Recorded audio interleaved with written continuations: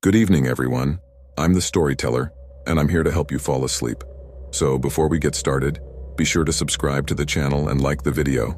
I'd love to know where you're from and what time you're watching this, so leave it in the comments. When you're ready, get comfortable and relax.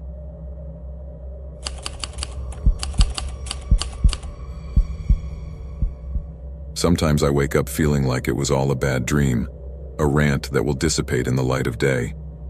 I wait to hear the sound of her laughter or the sound of her footsteps as she walks down the stairs, but silence hits me like a wall. My daughter Elena is simply gone, and the worst part is not knowing where, how, or why. Elena was my only daughter, my greatest pride. I had worked all my life so she could have what I never had: opportunities. When she was accepted to college in another city, a mixture of pride and fear settled in my chest. I worried that she was far away, but she was ready to take on the world, or so I thought. It was a rainy March afternoon when I got the call. I had been working in the shop all day with the sound of hammers and the smell of grease filling the air. I barely heard my phone, and when I answered, the voice on the other end was tense, almost cold. It was a police officer informing me that my daughter's car had been in an accident. My heart stopped for a moment, but the next thing he said was what left me paralyzed. Elena was not in the car. The car had been found on a back road overturned next to a ravine. It was a road she regularly took to return to her apartment, I was told. Officers initially thought her body would be nearby, perhaps thrown by the impact, but there was no sign of her anywhere. There were no traces of blood, no footprints to indicate she had left on her own. Nothing. I drove into town that same night in what seemed like endless rain. My hands were shaking on the steering wheel as my mind ran through all the possible scenarios. What if she had gotten out of the car and was injured, alone in the storm? What if someone had arrived before the officers and taken her away? When I arrived at the scene of the accident, the lights of the patrol cars illuminated the road like flashes in the darkness. The car was there, overturned and wrecked, but empty. I approached cautiously as if I might still find some trace of her. The windows were broken, the seats stained with mud, and the trunk was still closed. The rain washed away everything in its path, erasing any clues that might have remained. The officers tried to reassure me, telling me they would do everything they could to find her, but their words sounded empty, almost automatic.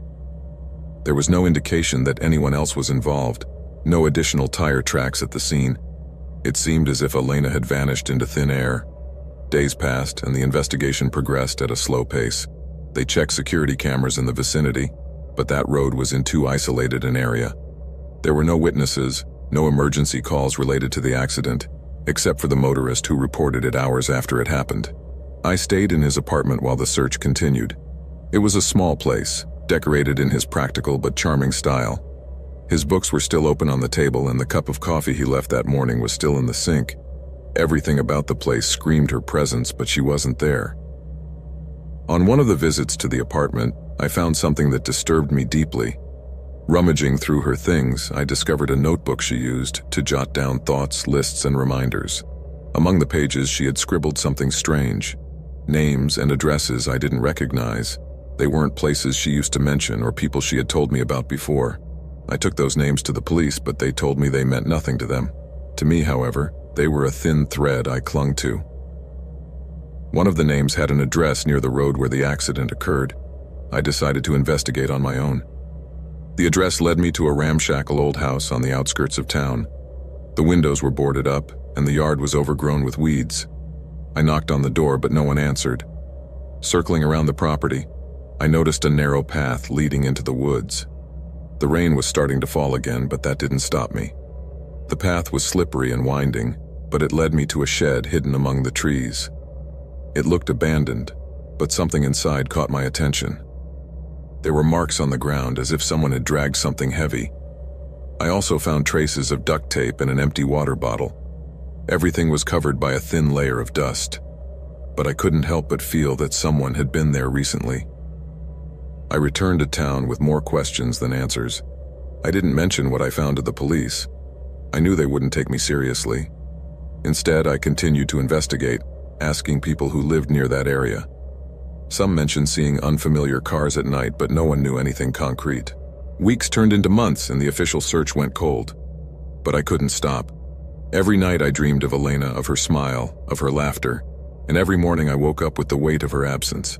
One day, while once again going through the few belongings left in her apartment, I found something I had overlooked, a key ring with a small key I didn't recognize. I became obsessed with finding where it belonged. After weeks of aimless searching, I finally came up with the answer. It was the key to a locker at the bus station. Inside, I found a folder with photographs, documents, and notes written by Elena. She had been researching something I don't fully understand until now. The photos showed faces of people who seemed unknown, but the notes described encounters, dates, and places. One of the notes mentioned a man who lived near the road where the accident occurred. That name matched one of the names I found in her notebook. My heart skipped a beat. I knew I couldn't ignore him. I went to the address indicated, this time prepared for anything. It was a modest house, nothing that stood out at first glance. But when I knocked on the door, there was no answer. I looked through one of the windows and saw that the interior was empty, almost desolate. I forced my way inside, hoping to find something, anything that would bring me closer to Elena. What I saw left me cold. In one of the rooms there was a board on the wall with photographs. Some were of unknown people, but others were of Elena. There were pictures of her walking down the street, walking into her apartment, even at the university. My body tensed. Who had been watching her? Why? Before I could process it, I heard the sound of a car approaching. I ran to hide behind a door and waited in silence. A man came in, talking on the phone, though I couldn't make out what he was saying. He had a nonchalant attitude, as if nothing was out of the ordinary. But when he came into the room with the photos, his face changed. He knew someone had been there. I don't remember exactly how I managed to get out of the house without being discovered. What I do remember is the terror that came over me, the certainty that Elena had been involved in something bigger than I ever imagined. The police finally took what they had found seriously, but they were never able to connect the man to her disappearance. The case remains open, a wound that never heals. And I keep searching, every day, every night, rain or shine. Because as long as I have no answers, I can't stop wondering what happened to my daughter. Is she still alive? Is she suffering? Will I ever know the truth?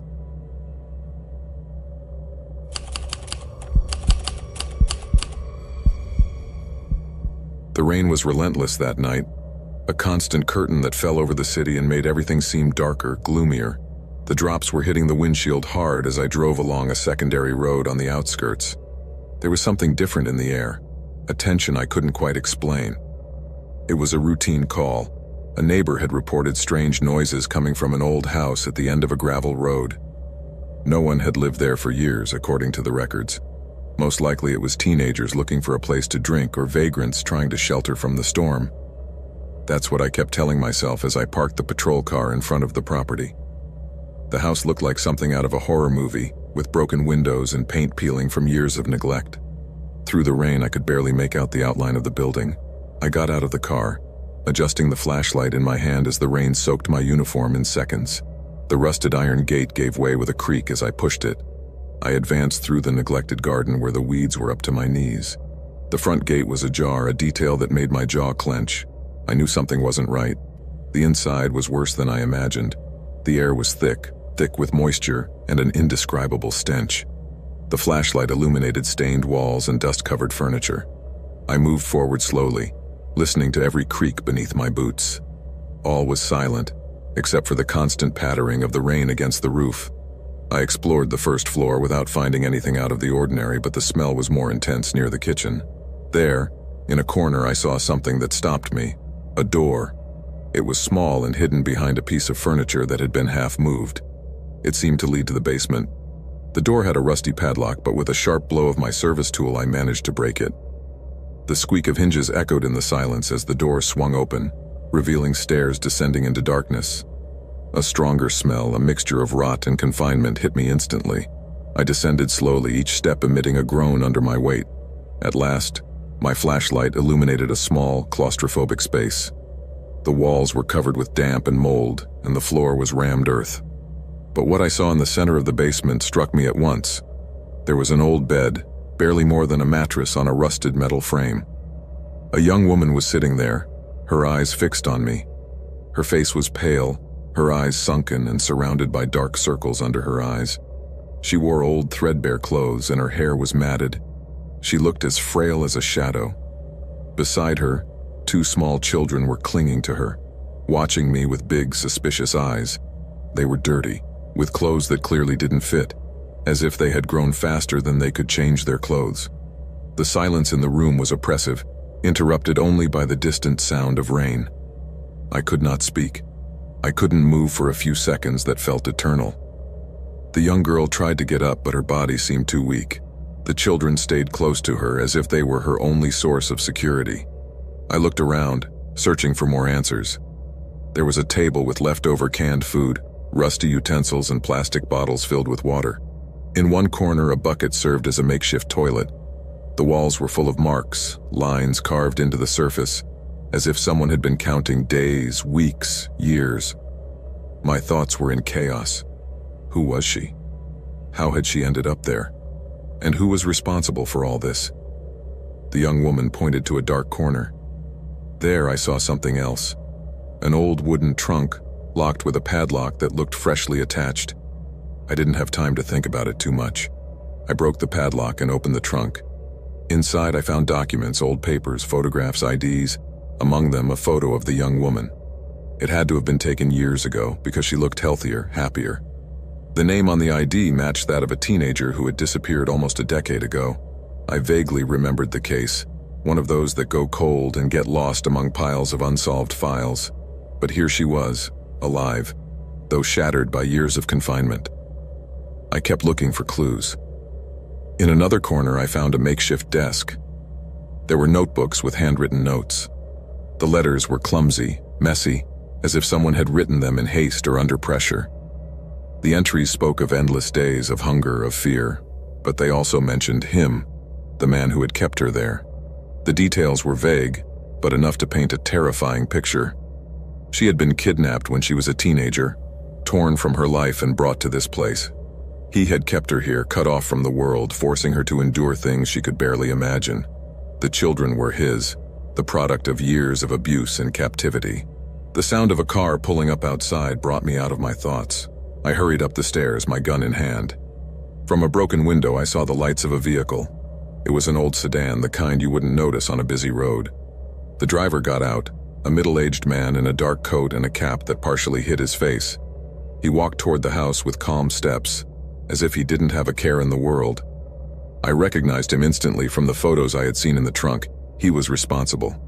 I waited for him to cross the threshold before confronting him. There was no resistance. I handcuffed him as the rain continued to pour down on us, his face expressionless, as if he didn't understand the gravity of what he had done.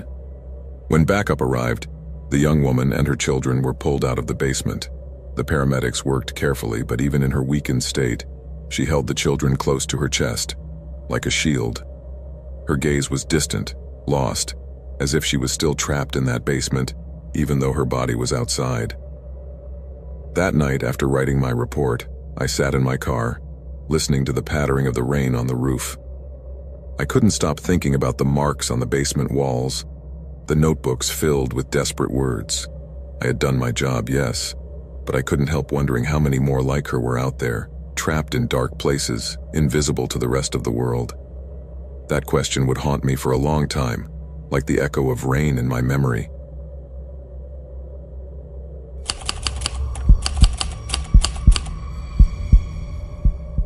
I grew up on a farm upstate, surrounded by vast wheat fields and dense forests that seemed to stretch into infinity. Our home was isolated, like most in that region, and the nearest neighbors lived several miles away.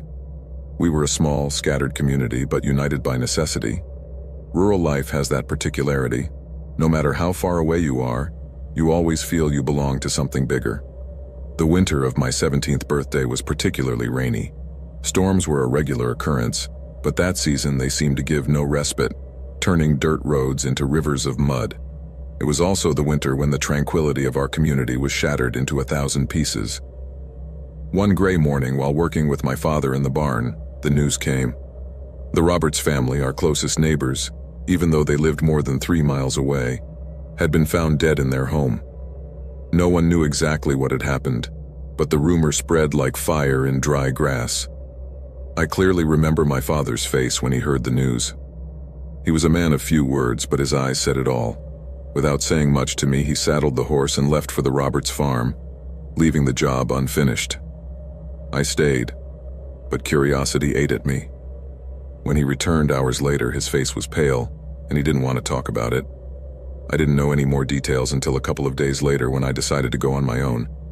The rain had let up momentarily, and I took the opportunity to grab my bike and ride the muddy road to the Roberts property.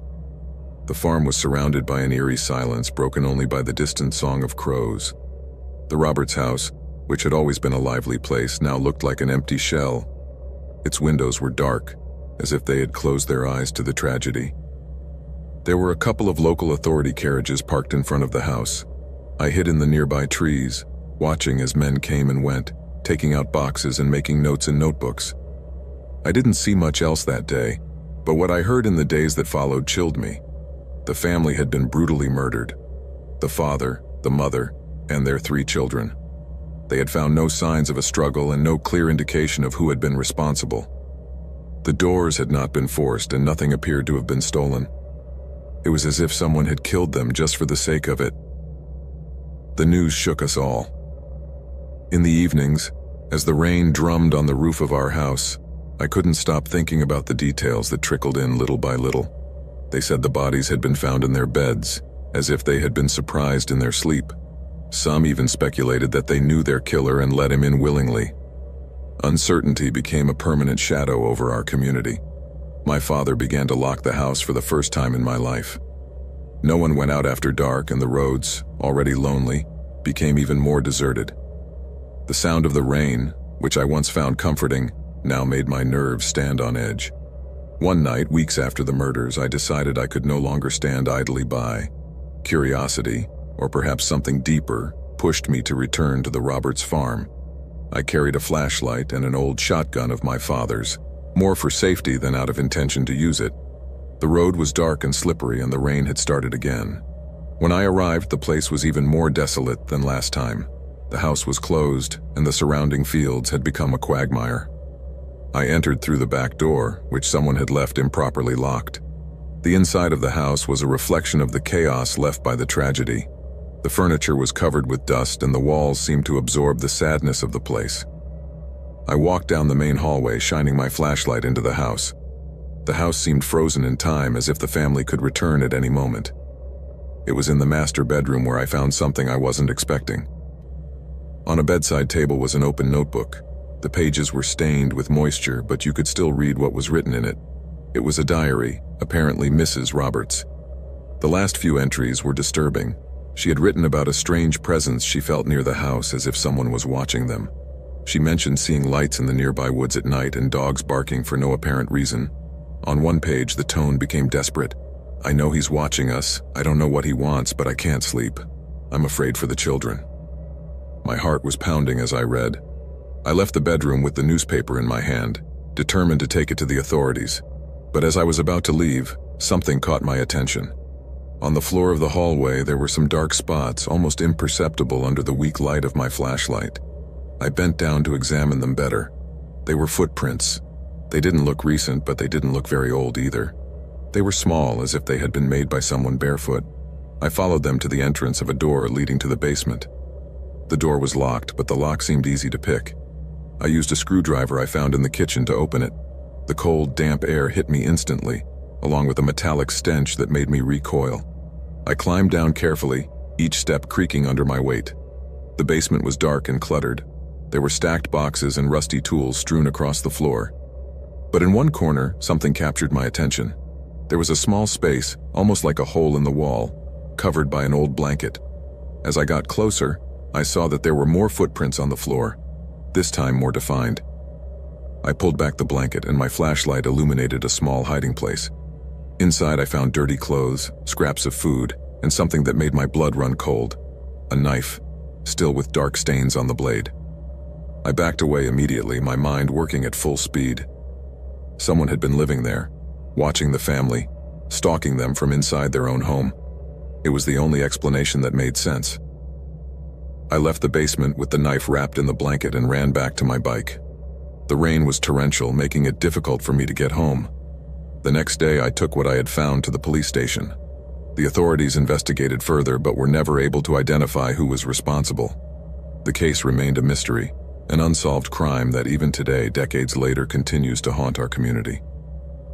Sometimes when the rain beats hard against my window, I can't help but think of that house, of the footprints in the basement, and of the monster that lurked in the shadows, so close to them, so close to us.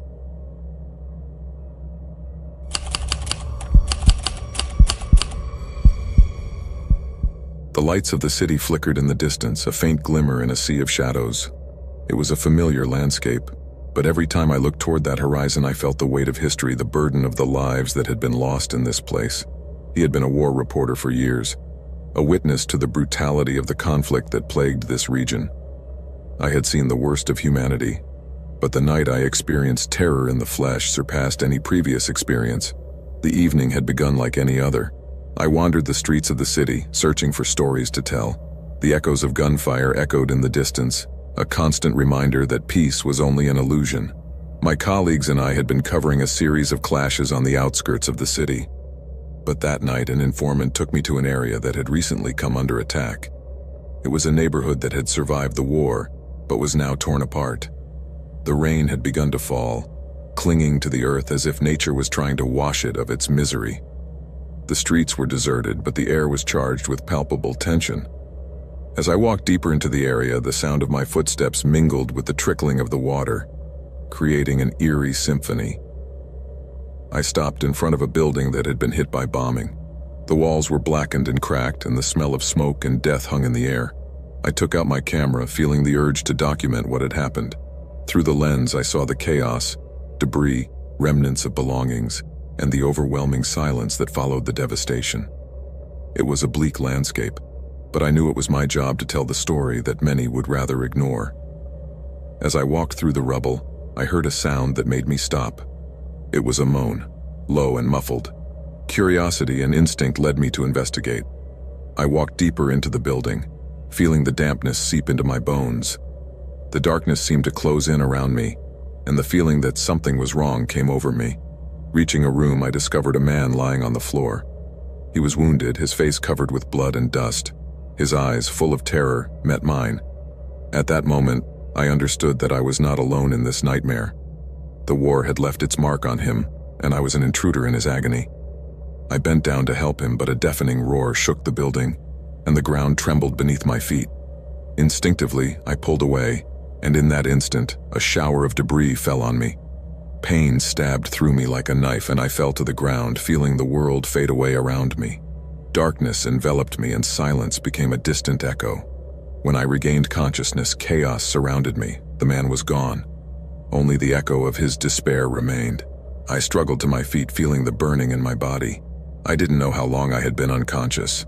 The rain was still falling, and the sound of the water mixed with the screams coming from outside. Reality hit me hard. I was in the middle of an attack, and the city was crumbling around me. My survival instincts kicked in, and I decided I had to get out of there. As I made my way through the rubble, the air became thicker. The rain had begun to torrential, creating rivulets of mud on the ground. Shadows danced around me, and the sound of chaos followed me like a hungry wolf. As I advanced, the sight of destruction hit me like a fist. Bodies lying on the ground, distant screams, and the sensation of death lurking around every corner. I made it out of the building, but what I saw paralyzed me. The street was full of people, many injured, others in shock, and some simply crying for their loved ones who had disappeared. Rain mixed with blood formed puddles on the ground, and horror was in sight at every corner. I began to move through the crowd looking for a way to help, but the desperation was overwhelming. Ambulances were arriving, but the chaos made rescue almost impossible. I saw a man trying to drag his injured son, and an impulse led me to help him. Together, we carried him to a safer place, but as we moved forward, the sound of gunfire intensified, and fear became a constant companion. Then it happened. A bang echoed through the air, and the ground shook again. The explosion was deafening, and the world became a whirlwind of smoke and dust. I felt a sting in my side and fell to the ground. The pain shot through me like a bolt of lightning. The rain was still falling, but it was no longer refreshing. It was cold and bitter, as if the sky was crying because of what was happening. My vision blurred, and the chaos faded as darkness came over me. When I opened my eyes again, I was in a dark room with lights flickering. I was in a hospital, but it was not a place of healing. It was a nightmare scenario. The atmosphere was filled with screaming and wailing. The walls were stained and the floor was covered in blood. This was no ordinary hospital, it was a shelter for the wounded in a war that seemed to have no end. The rain was still falling outside, and the sound of the storm mingled with the terror of those who were there. I tried to move, but the pain stopped me. I looked around and saw bodies on stretchers, some covered with stained sheets. Desperation was on display on the faces of the doctors and nurses who were struggling to care for everyone. It was a place of agony, a reminder that war was not only fought on the battlefield, but also in the confines of a hospital. My mind filled with images of those I had seen fall, of the despair I had witnessed. Death was not just a concept, it was a palpable presence surrounding me. I knew I had been fortunate that I had survived, but the price of that survival was the weight of the death I had witnessed. The hours became a cycle of pain and unease. The rain continued to fall, and the sound of the water mixed with the screams of the wounded. Every time I closed my eyes, I saw the faces of those who had not been as fortunate, the sight of fallen bodies in the street, of the anguish in the eyes of the survivors, all replayed in my mind. Finally, a doctor approached me. His face was covered in sweat and blood, and his eyes reflected the fatigue and horror of what I had experienced that night. I was quickly examined, and although I was aware of the pain that shot through me, I knew that there were others who needed more urgent attention. The war had stripped this place of humanity, and what had been a hospital had become a battlefield. As the hours passed, the rain continued to fall and the cycle of suffering continued. The screams intensified and despair filled the air. I felt helpless, caught in the middle of a war that seemed to have no end. I knew I had made choices that had led me to this place, but I never imagined that the horror would manifest itself in this way. The night became a sea of shadows and screams, and pain became a constant companion. The rain poured down mercilessly, carrying with it sadness and suffering. In my mind, images of those I had lost intertwined with the despair of those who remained. Each was a story, a life cut short by conflict. When the storm finally ceased, the calm that followed was deceptive. The hospital was still filled with the wounded, and the echo of war echoed in every corner. I knew I had survived, that I had been fortunate, but the cost of that survival was a burden I would carry with me forever. The war had not only scarred my body, it had scarred my soul. The rain had taken many lives, and the echo of its wailing would continue to echo in my memory. The war had shown its cruelest face, and although I had survived, I knew I would never be the same. The terror I had experienced that night had been etched into my being, a constant reminder that peace is a luxury in a world where conflict is the norm. As I recovered, I understood that my role as a war reporter was more important than ever. I had to tell the stories of those who could not speak, those who had been silenced by the horror. The rain had witnessed something terrible, but also the resilience of those who struggled to survive. It was my duty to give voice to their experiences, and though the road would be painful, I knew it was a road I had to travel. The rain had fallen, but the echo of the war still resounded in my heart. The story was not over, it was just beginning.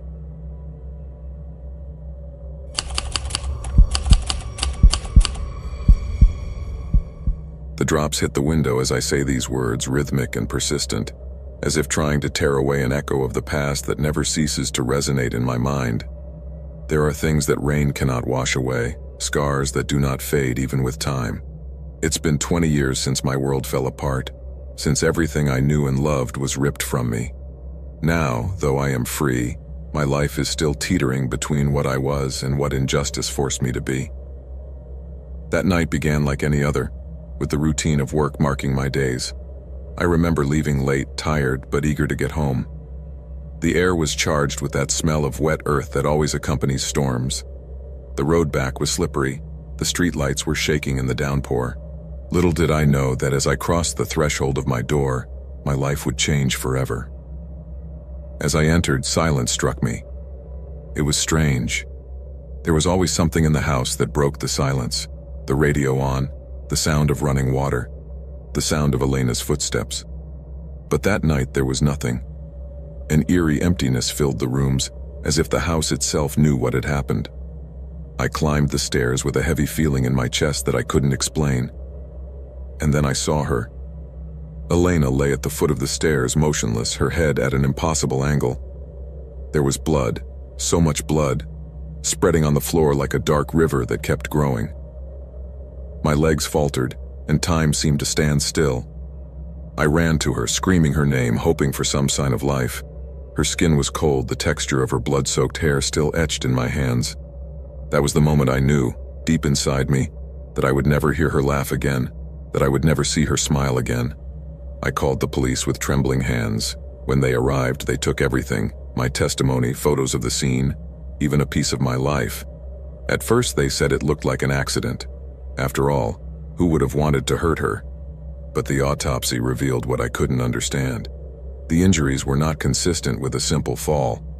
The marks on her neck and the fractures in her ribs told a different story, one that involved violence, a struggle. Someone had been there that night. It didn't take long for them to point the finger at me. Who else could have had access to the house? Who else had such a close relationship with her? The questions went on and on. They grilled me to exhaustion, looking for contradictions in my story. Why were you late? Did you have any recent arguments? Was there tension in the marriage? My answers seemed to matter little. The officers' looks, filled with suspicion, made me feel guilty even before the trial began. And when the trial finally came, it was a circus. Friends I thought close stood before the court and talked about me as if they had never met me. They described an aloof husband, prone to temper, someone who held grudges. Every word was a dagger. The prosecution painted a picture of a jealous and controlling man, unable to accept his wife's professional successes. It didn't matter that none of it was true. The circumstantial evidence seemed to speak for itself. The judge handed down the sentence, 25 years in prison. My life stopped that day. Watching the cell doors close was like feeling that I was being buried alive. Inside those walls, time does not pass. Days and nights blend into a monotonous routine. I had only my thoughts, and they always came back to that night. Who had done it? Why? How had I not seen it coming? Eventually, everything I knew disappeared. My parents died while I was in prison, taking with them the last vestige of warmth I had left. Friends stopped visiting, one by one, unable to cope with the weight of the stigma. Even my own memories of Elena began to fade, replaced by images of that last night. It wasn't until 2 decades later that the truth came out. It was a retired detective, one of the few who never stopped believing in my innocence. He had continued to investigate, sifting through forgotten evidence in the archives. One day he found something that everyone else had overlooked: a fingerprint, almost imperceptible, on the staircase banister. It belonged to a man who had recently been arrested for a burglary under similar circumstances. The man, a former maintenance worker, had been at our house weeks before Elena's death. According to the new evidence, he returned that night to steal, but Elena surprised him. In the struggle, he pushed her down the stairs, sealing his fate and, in the process, destroying mine. My release came with more doubt than relief. I left the prison as a stranger in a world I no longer recognized. The house where we lived was empty, stripped of everything that once made it a home. Seeing it again was like opening a wound that had never healed. The staircase was still there, now dusty and forgotten, as if time had also decided to leave it behind. Today I try to rebuild what is left of me. I live in a small apartment, a place without history, where I can avoid the shadows of the past. But the pain does not go away. Some nights, when the rain hits the window, I close my eyes and allow myself to remember. I imagine what it would have been like if that night had never happened, if Elena were still here, if we had grown old together. But there is no going back. The past is written and all I have left is the present. One day at a time, I try to make sense of it all. Maybe I never will. Maybe my life will always be an echo of what could have been. The rain keeps falling, tireless like time itself, taking with it the marks of the present but leaving those of the past indelible in my soul.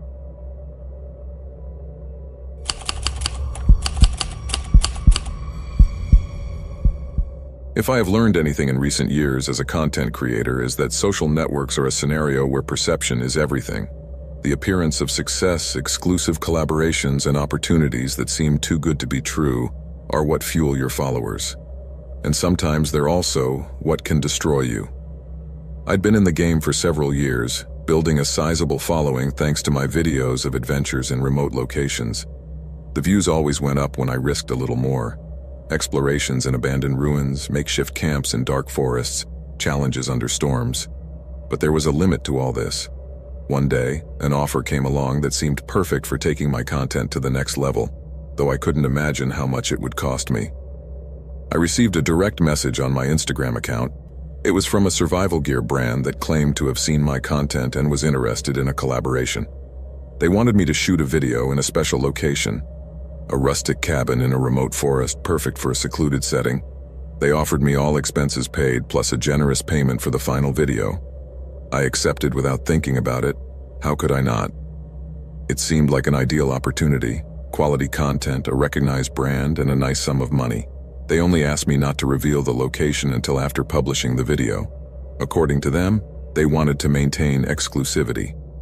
A week later, I was in my van, driving in the light rain to the destination they had instructed me to go. The instructions were clear. I was to follow a map they mailed me, as the location did not appear on GPS. This did not surprise me. Most of the remote locations I shot at were like this. The road became more complicated as I went on. The rain worsened, turning the dirt trail into a mixture of mud and deep puddles. I reached the entrance to the forest just as it was beginning to get dark. The hut was about a 2-kilometer walk from there. I parked, grabbed my gear, and headed into the forest, flashlight illuminating the trail. The cabin was smaller than I expected, but it had that rustic charm that promised good shots. A few walls of weathered wood, a sloping moss-covered roof, and a single window that looked more like a dark eye staring into the void. However, something made me uncomfortable. There was an eerie silence, broken only by the sound of the rain and the wind that crept through the trees. Upon entering, the atmosphere did not improve. The cabin was completely empty except for a wooden table and a chair. There was no electricity or internet signal, which I expected, but the feeling of abandonment was palpable.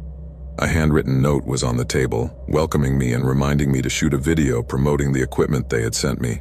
I looked at the box on the floor with the brand's logo on it. I opened it, and everything seemed to be in order. Flashlights, survival knives, a sleeping bag. The first night was quiet. I set up a small fire outside to record some night shots. The rain had let up and the forest seemed even darker under the stars. But when I went back inside, I noticed something strange. The chair was in a different position than I remembered. I thought it was my imagination or that I had inadvertently moved it when setting up the recording equipment.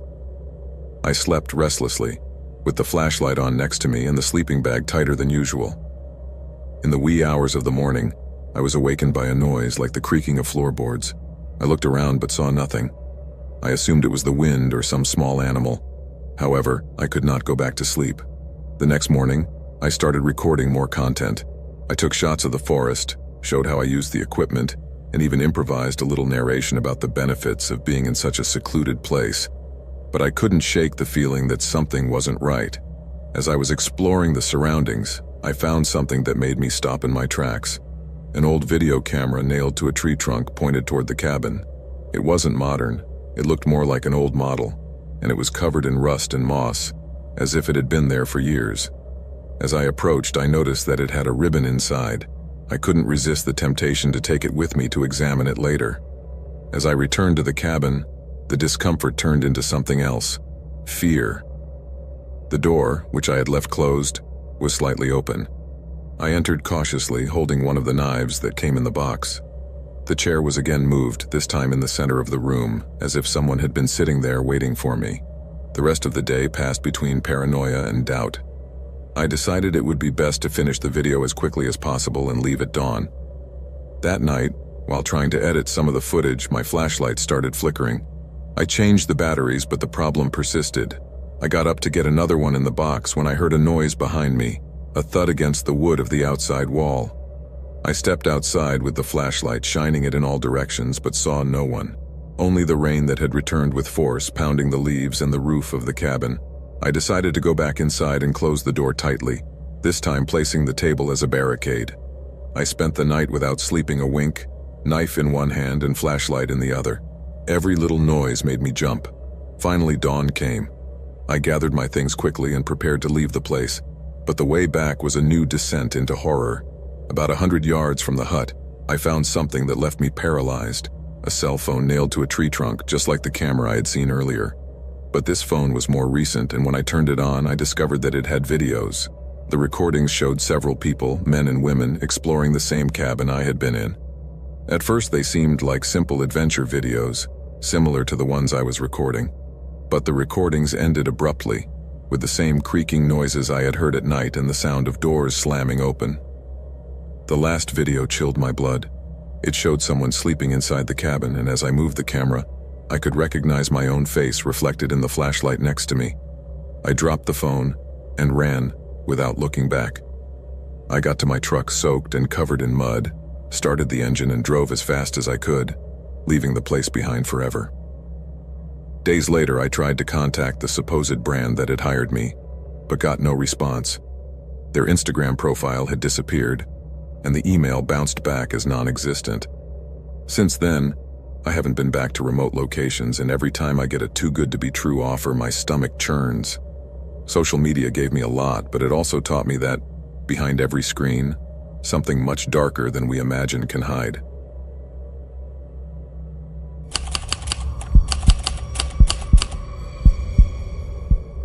I had received the offer just 2 days ago. Clean up an abandoned property on the outskirts of the city. The payment was generous, too generous, considering all I had to do was get it ready to be shown to prospective buyers. I was told that the house had been empty for years, that the owners didn't want to deal with the accumulated dust and weeds in the yard. It seemed simple. In retrospect, I should have been wary from the start. The address led me down a winding path lined with bare trees that seemed to form a natural tunnel. The gray sky and constant rain gave the place a somber air, as if time itself had decided to stop there. When I arrived, the house suddenly appeared at the end of the road, lonely and battered by the years. Its once white facade was now covered with damp stains and deep cracks. I turned off the car's engine and sat for a moment, observing. There was something strange about the property, a silence that I could not attribute to the absence of life alone. The sound of rain hitting the roof of my car was the only thing that broke the stillness, but even that seemed muffled, as if the air was thicker there. I took a deep breath, grabbed my tools, and went out to find my work. The key was exactly where I'd been told, under a rock near the porch. The lock creaked as I turned it, and the door opened with a long groan, as if the house itself was protesting my entry. Inside, the air was heavy, laden with dampness and a faint musty smell. The windows were so dirty they barely let in any light, and the wooden floor creaked under my boots with every step. The hallway led to a spacious living room, where the furniture covered by white sheets looked like motionless specters. There was dust everywhere, accumulated in thick layers that showed the abandonment of the place. I left my things by the door and got ready to start. As I swept, my mind wandered, trying to ignore the growing discomfort I felt in the house. There was something unsettling in the small details, the finger marks and the dust on the furniture, as if someone had been there recently, and the occasional sounds I couldn't quite place, like creaking noises on the upper floors. I kept telling myself that these were my imagination, that it was just an old house reacting to wind and humidity. The real problem began when I got to the kitchen. I opened the door, and the stench hit me with such force that I had to step back and hold my nose. It smelled like something rotten, like decaying meat. I turned on the flashlight and focused inside. There was nothing on the countertops or in the sink, but as I approached the refrigerator, the smell intensified. The refrigerator was taped shut. My first reaction was to leave it that way. There was no need to open it. But something in me, an unhealthy curiosity perhaps, pushed me to rip off the tape. The door opened with a sticky sound, and what I saw inside immediately made me recoil. Black bags, sealed with knots, occupied the space inside. I didn't touch them, but the smell was enough to imagine their contents. The rain kept pounding on the windows as I tried to calm down. I thought to myself that maybe it was old garbage that someone forgot to remove, but the size and shape of the bags, they didn't seem to contain ordinary trash. I closed the refrigerator tightly and tried to continue my work, but something had changed. I felt that the house was watching me, that the dark hallways and empty rooms were hiding something else. I kept cleaning, moving fast, trying not to think too much. I reached the top floor, where I found 3 bedrooms and a bathroom. The first was empty, except for an old mattress and a broken chair. The second, however, had something that stopped me in my tracks. It was a small room with the walls covered in what looked like hand-drawn pictures. I approached and noticed that they were sketches of people, anonymous faces but full of detail. The strange thing was that some of them were crossed out with force, as if someone had tried desperately to erase them. In the center of the room was an open cardboard box full of photographs. I flipped through some of them and felt a shiver run through me. They all showed people who seemed unaware that they were being photographed, walking down the street, sitting in cafes, entering buildings. Among the photos, I recognized one face, mine. I dropped the photographs and stepped back, breathing heavily. My mind tried to find a logical explanation, but everything indicated that someone had been watching me, taking those pictures without my knowledge. Why were they there? Who had put them there? A noise behind me interrupted my thoughts. It was a creaking sound, soft but unmistakable, like the sound of someone stepping on old wood. I turned, pointing the flashlight at the door, but no one was there. My heart was pounding as I slowly made my way down the hallway. I heard another noise, this time from downstairs. My instinct told me to get out of the house, to leave my tools and run, but something compelled me to stay. Perhaps it was the same curiosity that had driven me to open the refrigerator. I went down the stairs carefully, holding the flashlight tightly. The light trembled with each step, illuminating just a few feet in front of me. When I reached the foyer, everything seemed to be in its place. I turned toward the kitchen and then I saw it. The back door was open. I didn't remember touching it, but now it was ajar, letting in the cold rain air. I approached it slowly, pointing the flashlight outside. There was nothing but the backyard, overgrown with weeds and shadows. I closed the door tightly and made sure to bolt it. I didn't know if I was paranoid, but something inside me told me I wasn't alone. I returned to the living room and gathered my tools, determined to get out of there immediately. As I turned toward the entrance, I noticed something that paralyzed me. My boot prints on the dusty floor were no longer the only ones. There was another, smaller trail leading from the back door to where I was standing. I didn't wait any longer. I ran to the front door, but when I tried to open it, the lock wouldn't budge. It was stuck, as if something was blocking it from the other side. I pounded on the wood in desperation, but it was no use. The rain was still falling, the sound now mixed with my agitated breathing and heartbeat. I decided to return to the kitchen and go out the back door, but when I got there, I found it locked again. This time, refrigerator tape was on the knob, as if someone had wanted to leave me a message. I stepped back, feeling the chill of panic run down my back. Then I heard a sound I'll never forget. Footsteps on the upper floor. Slow, deliberate. I didn't wait to find out who or what was there. I ran to a living room window, banging on it with a stool until the glass shattered. I jumped outside, feeling the cold rain drench me instantly. I didn't look back as I ran to my car, starting the engine and driving away as fast as I could. When I was finally safe, parked at a gas station illuminated by fluorescent lights, I tried to calm down. My mind kept going back to the pictures, the refrigerator, the footprints. Who had been in that house? And why did I feel like I was still being watched? I never went back for my tools, nor did I call the number that had hired me. I only knew there was something in that house, something human and dangerous that I'd rather not face again. But even now, on rainy nights, I feel like someone is still watching me from the shadows.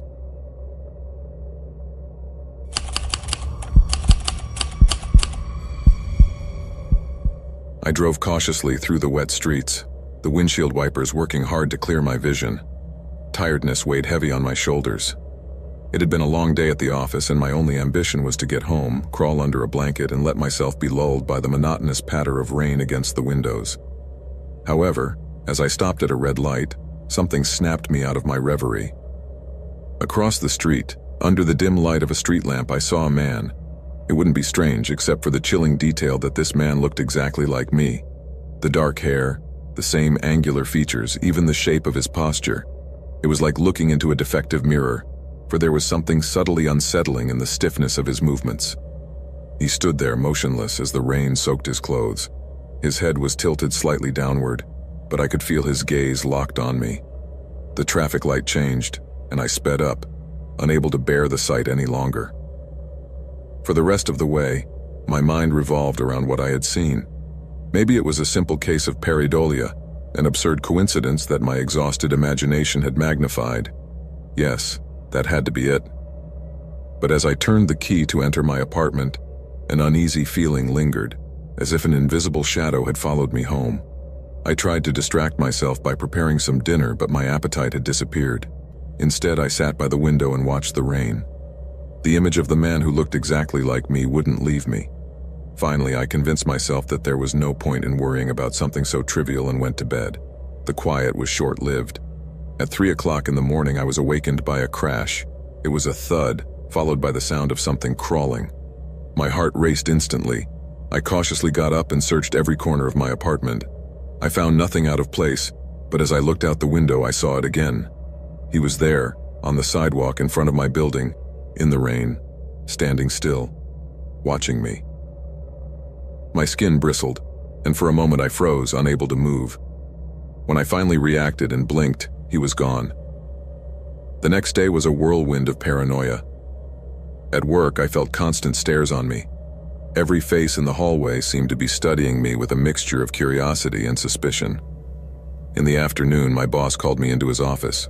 His expression was grave, and my confusion increased as he slid a folder across the desk. Inside were pictures of me, or rather of someone identical to me. In the pictures, I was walking into an industrial warehouse and coming out carrying a large package. I recognized the place vaguely. It was on the opposite side of town, a place I had never been. My boss explained that the police had contacted the company, linking me to an ongoing investigation. The rest of the day became a blur. I felt trapped in a strange dream, where the boundaries of reality blurred. The images were clear. Someone identical to me was committing illegal acts, and now I was in the middle of an investigation.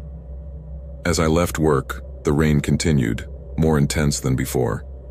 I decided not to go straight home. Instead, I headed for the warehouse shown in the photos. It was a gloomy building surrounded by rusty trucks and abandoned containers. The main gate was locked, but a side door was ajar. Curiosity overcame fear. I stepped inside, turning on my phone's flashlight to illuminate the dark space. The air smelled musty and old oil, and the echo of my footsteps reverberated off the metal walls. I scanned the place for something that would explain the photos. I found traces of recent activity, open boxes, a desk with papers strewn about, and in one corner, a monitor connected to a security camera. I turned on the monitor and reviewed the recordings. There he was, my double, moving with precision and purpose, carrying boxes and talking to men who looked like professional criminals. A noise behind me made me turn sharply.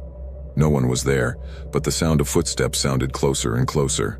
I turned off the phone light and hid behind a stack of boxes. Through a gap, I saw 2 men enter. Their voices were low, barely audible, but their movements were efficient, as if they knew exactly what to look for. I watched them with my heart in my throat. They were going through the boxes, talking to each other in a tone that suggested impatience. I decided to take advantage of a moment of distraction to leave. I tiptoed toward the door through which I had entered, but just as I was about to cross it, a firm voice called out to me from the darkness. I ran. I did not look back. My feet splashed in the puddles as I stepped into the rainy night. I heard screams and hurried footsteps behind me, but adrenaline was driving me faster than I thought possible. When I reached my car, I started up and drove away without looking back. I wondered who this man was, why he was impersonating me, and most importantly, how could I prove my innocence when his face was exactly mine? Over the next few days, my paranoia grew. I felt that I was constantly being watched, that at any moment someone would appear to accuse me of crimes I had not committed. The news began to talk about a smuggling case in the city, and although they didn't mention names, every detail seemed to point to me. One night, while going through my mailbox, I found an envelope with no return address. Inside was a note written in red ink which read, "We know who you are." I could no longer stand still. I had to face it, find my double, and discover the truth before it was too late. I remembered a detail from the recordings, a logo on one of the boxes my double was carrying. It was from a nearby shipping company. I went there the next day, in the rain that was still lashing the city. I parked my car nearby and watched from a safe distance. It was hours before I saw him. He stepped out of a white van dressed in clothes similar to the ones I wore myself. It was chilling to see him in person. Every gesture, every movement, identical to my own. I followed him on foot, keeping in the shadows.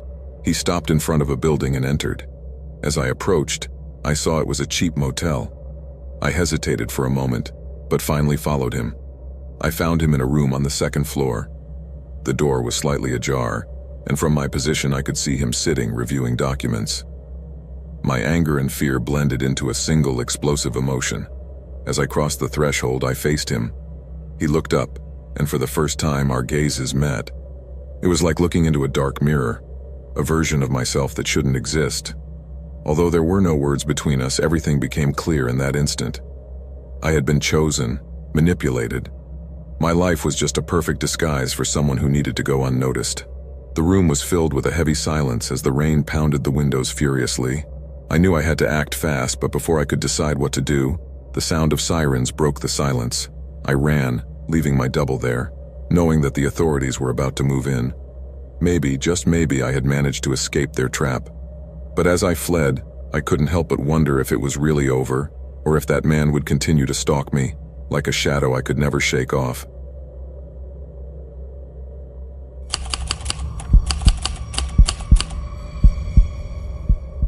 The constant sound of the rain against the windshield was my only company on that deserted road. The drops fell in cascades, distorting the lights of my car and making the asphalt look like an endless black mirror. I had been driving for hours trying to put the most exhausting week I'd had in years behind me. Work was eating me up, and this trip was my way of getting away for a few days. Just me and the road. The clock on the dashboard read 11:47 p.m. I had barely crossed a small town an hour ago, the last vestige of civilization before this stretch of road forgotten by the world. The GPS showed an endless line snaking toward the horizon. I didn't even have a signal to check if I was really on the right road.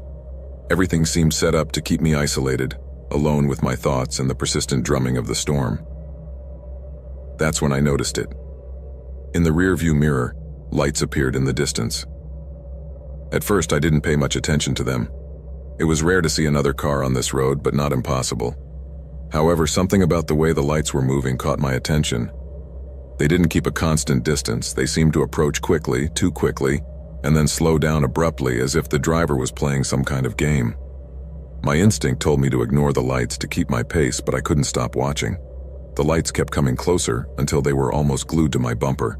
They turned on the high beams suddenly, flooding my car with a glare that forced me to squint. I slowed down, thinking that maybe the driver wanted to pass me, but he didn't. Instead, he stayed behind me, squeezing the high beams and lowering them, again and again, as if he wanted to make sure I knew he was there. The discomfort started to become something else. A sense of danger ran down my back. I tried to reassure myself, thinking maybe it was just some idiot playing a prank or a frustrated driver. But then, the car behind me sped up, pulling alongside me, and for a brief moment I saw it. It was an old, beat-up sedan, its paint worn from years and weathering. The driver was a shadow behind the rain-fogged glass.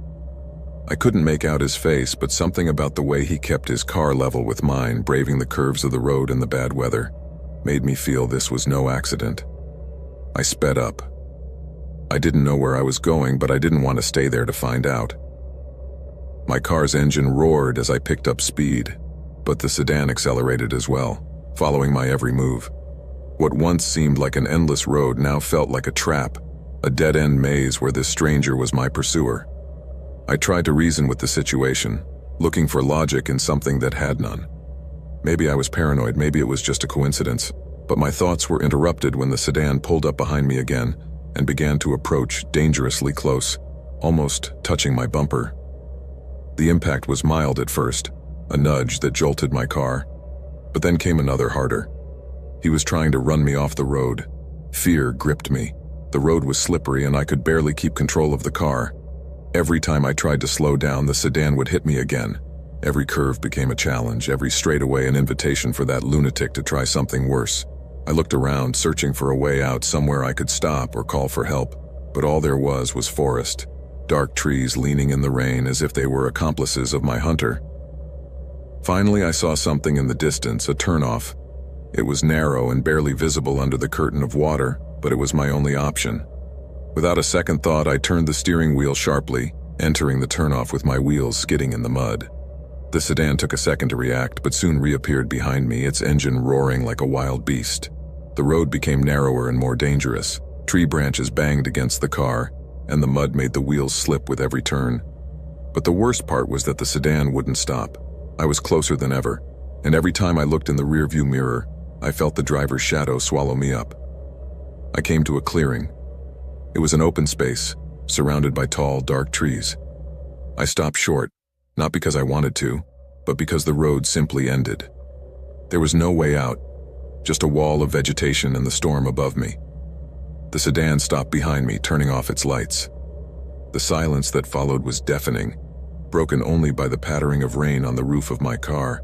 Fear gave way to panic. I closed the doors, making sure they were locked, and looked around for something to defend myself with. But my car was empty. My phone had no signal and my mind was filled with images of news headlines about missing people on deserted roads. Time seemed to stand still. For a moment I thought maybe the driver would just go away, that it had all been a misunderstanding. But then I saw him get out of the car. The figure was tall, wearing a dark raincoat that hid his face. He walked slowly, deliberately, as if he knew I had nowhere to go. My heart was pounding and my hands were shaking as I tried to start the engine. But the car was not responding. The battery, which had been failing for weeks, chose that moment to die completely. I pounded the steering wheel in desperation as the man got closer and closer. Then something changed.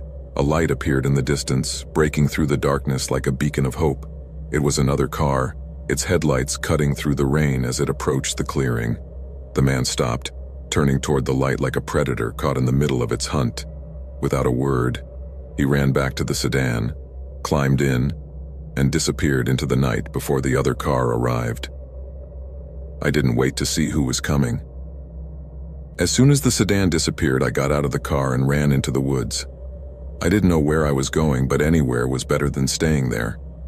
I ran until my legs could run no more, until the sound of the road was drowned out by the rustle of rain through the trees. Finally, I found shelter, an abandoned cabin with broken windows and a roof full of holes.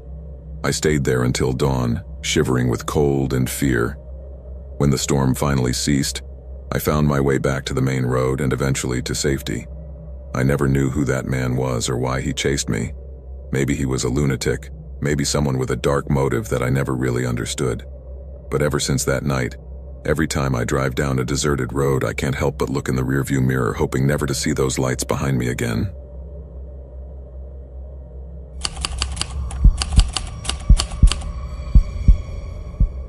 I had witnessed a brutal crime, a murder that had left an indelible mark on my memory. The image of that man with his cold and merciless gaze was repeated like a mantra in my head. Now it was time for justice. The courthouse was in an old building whose stone walls seemed to absorb the tension in the air. As I approached, my footsteps echoed in the empty hallway, mingling with the sound of the rain pattering against the windows. Each step brought me closer to the truth, but also to danger. There was something in the atmosphere that made me feel vulnerable, as if someone was watching my every move. As I entered the courtroom, the hubbub of the audience and the murmurs of the lawyers surrounded me. I sat on the witness bench, feeling everyone's gaze on me. Across from me, the defendant, a man with a defiant look, stood erect. His attitude showed no signs of remorse. On the contrary, he seemed to enjoy the attention he was receiving. I couldn't help but wonder if he knew that I was the witness who could put him in prison. The hearing began, and my memories of that fateful night came flooding back. I remembered the rain falling, the sound of thunder echoing in the distance as I walked down the street. That night, the air was charged with palpable tension, and when I heard the scream, my heart stopped. As I turned the corner, I saw the horror. A man slumped on the ground, and next to him, the killer, knife in hand. The scene was etched in my mind, and although I had run to call the police, the image never faded. As the trial progressed, the defendant's lawyer tried to unsettle me with incisive questions. But I stood my ground. I knew I had to be strong, that I had to remember what I had seen. Every time I looked at that man, I felt a shiver run down my spine. He was a predator and I was his prey. The tension in the room was rising, and I noticed a few glances turned toward me with disdain. I couldn't let that get to me.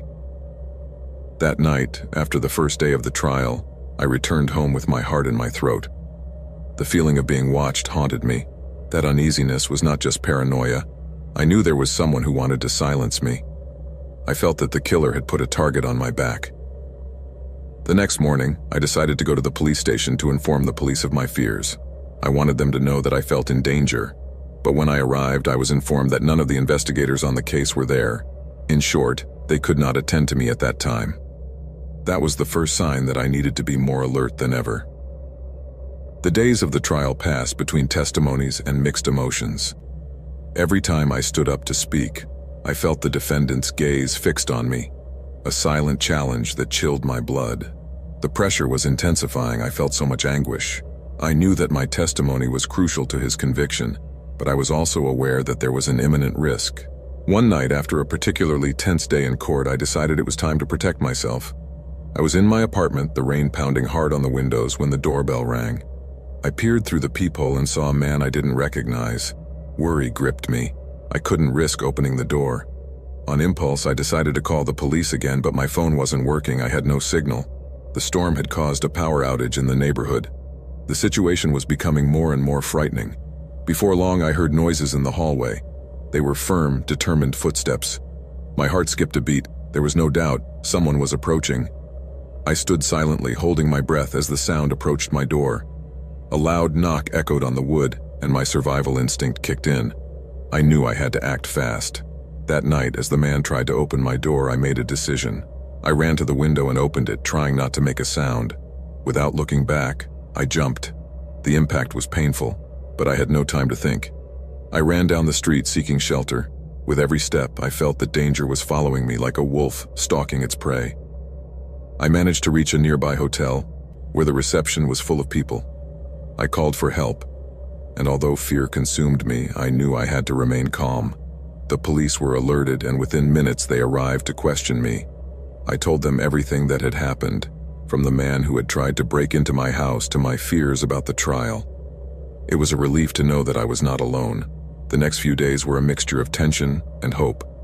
The police took security measures, and my testimony became even more crucial. The trial continued, and although the defendant's lawyer tried to discredit me, I stood my ground. But the danger did not go away. One night, while recuperating at the hotel, I received devastating news. An informant alerted me that the killer had ordered my elimination. The feeling of terror came over me again. I was not only a witness, but also a target. I decided I could not give up. Even though fear plagued me, I knew I had to fight for justice. The next day, as I arrived at the courthouse, I saw detectives all around me. They had taken steps to protect me, and although the terror still consumed me, I felt I was not alone in this battle. The trial reached its climax. The jury retired to deliberate, and the silence in the courtroom was overwhelming. Every second felt like an eternity. There was a monotonous sound that accentuated my anxiety. Finally, the jury returned, and my heart was pounding as I listened to the verdict. The courtroom was in tense silence, and when the jury uttered the word guilty, a sigh of relief coursed through my body. However, the story did not end there. The defendant, enraged, tried to seek revenge even on his conviction, but the police had already taken precautions. In the midst of the storm raging in the city, the murder plot was foiled. Despite attempts to silence me, I was safe. I spent time in the hospital recovering from the effects of stress and fear. The killer, despite his attempts to get rid of me, was behind bars where he belonged. I realized that, despite having been on the brink of death, I had accomplished what I had set out to do: bring a dangerous criminal to justice. Life would go on, and although the scars of the past would remain, my determination to face the truth had triumphed. In the gloom of that trial, I found the light I had been searching for, and though the road was stormy, justice prevailed.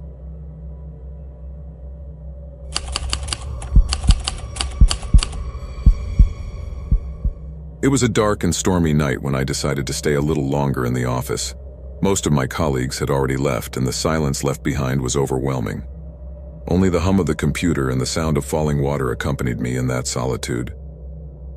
The clock was almost 10 o'clock when I decided that enough was enough. I had been working on a report that was due first thing in the morning, but lack of concentration had led me to spin around in an endless cycle of distraction. As I gathered my things, a flash of lightning illuminated the room, and for an instant the outside world became visible through the window. It was at that moment that I heard a noise, a sound that did not belong to the storm. It was a scream, a high-pitched scream that pierced the air and seeped into my ears, chilling my blood. I froze for a second, my heart pounding wildly in my chest.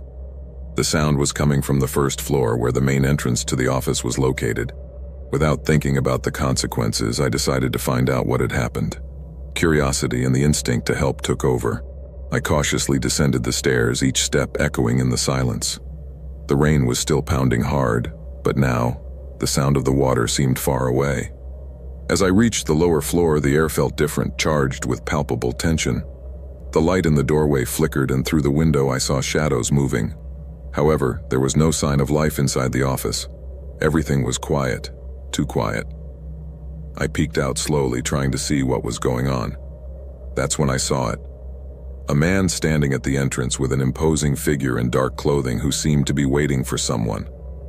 Next to him, a woman, wild-eyed, was looking out in terror, as if she was waiting for someone to come and rescue her. The panic on her face made me feel I should act, but the rational part of my mind told me it was not my place to intervene. The man seemed to be arguing something with her, gesticulating aggressively. My heart raced as I tried to process the scene. The woman tried to back away, but he grabbed her arm tightly, and her scream echoed again in the darkness. In that instant, I knew I had to do something. Adrenaline started coursing through my veins, and although fear paralyzed me, the need to help her overcame my doubts. I looked for a place to hide, something that would allow me to observe without being seen. I slipped behind a couple of boxes stacked in a corner, keeping my breath held. From there, I could see the scene clearly. The man began to push the woman outside, and horror gripped me as I realized I was witnessing a kidnapping. The wind howled outside, and at that moment, the man turned toward the street as if awaiting the arrival of an accomplice. The woman, still struggling to free herself, was screaming at the top of her lungs, but her voice was lost in the din of the storm. I was overcome with helplessness. I wanted to scream, I wanted to run to her, but reason told me I could not. The man was dangerous, and any false move could cost him his life. As the scene unfolded, I noticed that the man was holding something in his hand. It was a shiny object, and in my mind, the image slowly formed. It was a knife. The idea that he had a weapon filled me with terror. The woman, realizing the threat, intensified her struggle, but the man, with inordinate force, dragged her toward the door. In a desperate impulse, I reached for my phone. I needed to call the police, but my hands were shaking and panic clouded my judgment. The only thing I could do was watch, hoping someone else had heard the screams and was on their way. But minutes passed, and the scene became more and more desperate. The man pushed the woman outside, and before I could understand what was happening, I saw the rain soaking her clothes. The darkness of the night hung over them like a cloak of horror. It was then that the woman, in a last attempt to free herself, gave the man a shove. He staggered backwards, and at that moment I realized that I had to seize the opportunity. I came out of my hiding place. Although fear paralyzed me, the need to act was stronger. I started running towards the door, screaming in my mind that I had to get to it before it was too late. But the man quickly pulled himself together and, in an unexpected turn, lunged toward me. I fell to the ground, my breath knocked out of me by the blow. The coldness of the ground combined with the adrenaline coursing through my veins. The man approached menacingly. I saw the gleam of the knife in his hand. The woman, still trying to free herself, screamed in desperation, but her voice was drowned out in the din of the storm. At that moment, the survival instinct kicked in. I stood up quickly, trying to put distance between us. The man, enraged, lunged toward me, and I managed to dodge him just in time. I felt the air move around me as his arm went past me. The chaos of the situation enveloped me. I knew I couldn't give up. The woman, seeing the opportunity, ran towards the street. However, the man did not stop. In one swift movement, he caught her again. The terror in his eyes pierced me like a dagger. The sound of her crying mingled with the roar of the wind. At that moment, I knew something drastic had to be done. With a surge of courage, I decided that I had to confront the man. I couldn't let this criminal get away with it. I ran toward him, feeling the weight of my actions. The man turned around, surprised by my reaction. In an instant, his gaze turned from surprise to fury. He raised the knife. Fear invaded me again, but I could not give up. We struggled for a moment, the sound of our bodies colliding echoing in the atmosphere. Every movement was a desperate attempt to survive. The woman, still struggling to free herself, watched in horror. Finally, in a stroke of luck, I managed to disarm him. The knife fell to the ground. The man, furious, pushed me hard. I fell again, but this time panic had been replaced by fierce determination. The woman, seeing that the weapon was no longer a threat, joined the fight. Together, we managed to push the man back. Finally, he staggered, falling to the ground. Seizing the opportunity, we ran for the exit. Adrenaline coursed through my veins as we reached the street. The cold air of the storm hit me, and although the rain soaked our clothes, I felt we had managed to escape the clutches of horror. But freedom was fleeting. In the darkness, I watched as the man stood up, his gaze full of rage. But before he could reach us, we heard police sirens approaching. Amid the chaos, a sense of relief began to fill the air. The man, realizing he could not escape, turned around, began to run in the opposite direction. But the rain had left the streets slippery, and soon he lost his balance, falling to the ground again. Police lights illuminated the scene, and within minutes, several officers arrived on the scene. The woman and I found ourselves drenched, shaking with fear and adrenaline. The police immediately grabbed us, making sure we were safe. As we began to tell our story, the storm was still raging, as if the world was still in turmoil. The man was arrested on the spot, but as he was led away in handcuffs, his gaze met mine. There was a glint of fury and desperation in his eyes. I knew he would not get away with it. The police took our statements. Fear still gripped me, but I felt we had won a battle. As I sat in the back of a patrol car watching the world continue to turn despite the storm, I realized that the kidnapping had been just the beginning of a bigger fight. The woman, still trembling, looked at me gratefully. At that moment, I knew we had forged a bond in the midst of horror. After what seemed like an eternity, we returned to the office. The crime scene had been cleared, and although the experience had left me scarred, I knew I had done the right thing. I had faced the fear and fought for someone else's life. As the storm faded and the sky began to clear, I felt that life would go on. I had learned that bravery is not always measured by heroic actions, but by the willingness to face the unknown. Life at the office would never be the same again, but there was a new sense of purpose in me. I knew that, although horror had struck on a dark night, the light of justice could prevail, even in the most difficult of circumstances. The storm had passed, and now I could look to the future with the hope that, despite everything, there is always a chance to do the right thing.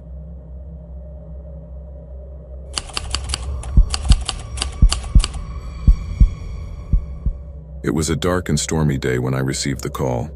The ringing of the phone broke the silence in the police station, where the atmosphere felt heavy, as if the storm outside was about to break. The woman's voice on the other end of the line was shaky, full of anxiety. She worked in a welfare office and had received a strange complaint. She was talking about a woman who had gone to cash her Social Security check, nervous and frightened. The woman had handed her a note that said she was in danger, that her 3 children were in danger, and that she needed urgent help. The note contained an address. Curiosity came over me, as well as an instinct that told me I had to act fast. I didn't know what to expect, but the uneasiness in the woman's voice told me there was something else at stake. After gathering a group of officers, we headed in the direction the note indicated. The rain was falling heavily, creating a somber atmosphere that seemed to foreshadow what was to come. The ride was silent, each of us deep in our own thoughts. As we approached the address, an uneasy feeling grew within me. The area was a slum, with old, neglected houses and an atmosphere of abandonment in the air. Upon arrival, the scene was desolate. The house, a weathered wooden construction, had a gloomy appearance. The windows were covered with worn curtains. There were no lights on. What was there was an overwhelming silence. I felt like I was crossing the threshold into a place where darkness reigned. We approached the door, and after knocking, got no answer. I looked at my companions, and without exchanging words, we decided it was time to enter. We broke the lock and pushed the door open. The interior was even more disturbing. The smell of damp and decay hit us instantly. The light from our flashlights illuminated a cluttered living room, with dust-covered furniture and broken toys strewn across the floor. I called out to the woman who had sent the note, but there was no sign of her. As we moved on, the silence felt thick, as if the house was holding its breath. My colleagues and I began to search the rooms. Every step I took echoed in the gloom. The tension increased with each corner we explored. We came to a locked room. The door was locked, but when I pushed on it, the wood creaked as if complaining. I pushed the door open, and what we found inside was chilling. The room was bare of furniture, decorated only with a few faded photos on the walls. In the center, an old unmade bed. But what struck me most was the scene unfolding before my eyes. In one corner of the room, a woman was curled up. Her face, haggard and dirty, reflected a deep fear. Her eyes, large and frightened, looked at me with a mixture of hope and distrust. It was evident that she had been there for a prolonged period of time. As I approached, I noticed that she was wearing worn and patched clothing, and her skin was pale, almost as if she hadn't seen sunlight in years. As we tried to communicate with her, a piercing scream echoed from downstairs. The sound was so terrifying that it made my blood run cold. Without thinking, I ran toward the source of the scream, my companions following close behind. As I descended the stairs, the atmosphere became even more oppressive. The echo of the scream still echoed in my ears, but the silence that followed was even more eerie. Upon reaching the basement, the darkness was almost palpable. I turned on the flashlight, and the light revealed a small, dank space. The walls were covered with mold. The air was permeated with a foul odor. In the corner, I saw something that made me stop in my tracks. There were 4 children, malnourished and frightened, huddled together. Their eyes reflected a terror I could not have imagined. I bent down to speak to them, but fear kept them silent. Then I noticed the woman who had sent the note in the opposite corner of the basement. She was chained, and her gaze was filled with horror at the sight of us. As I got closer, I realized that whatever had happened in that house was beyond any crime I had seen in my career.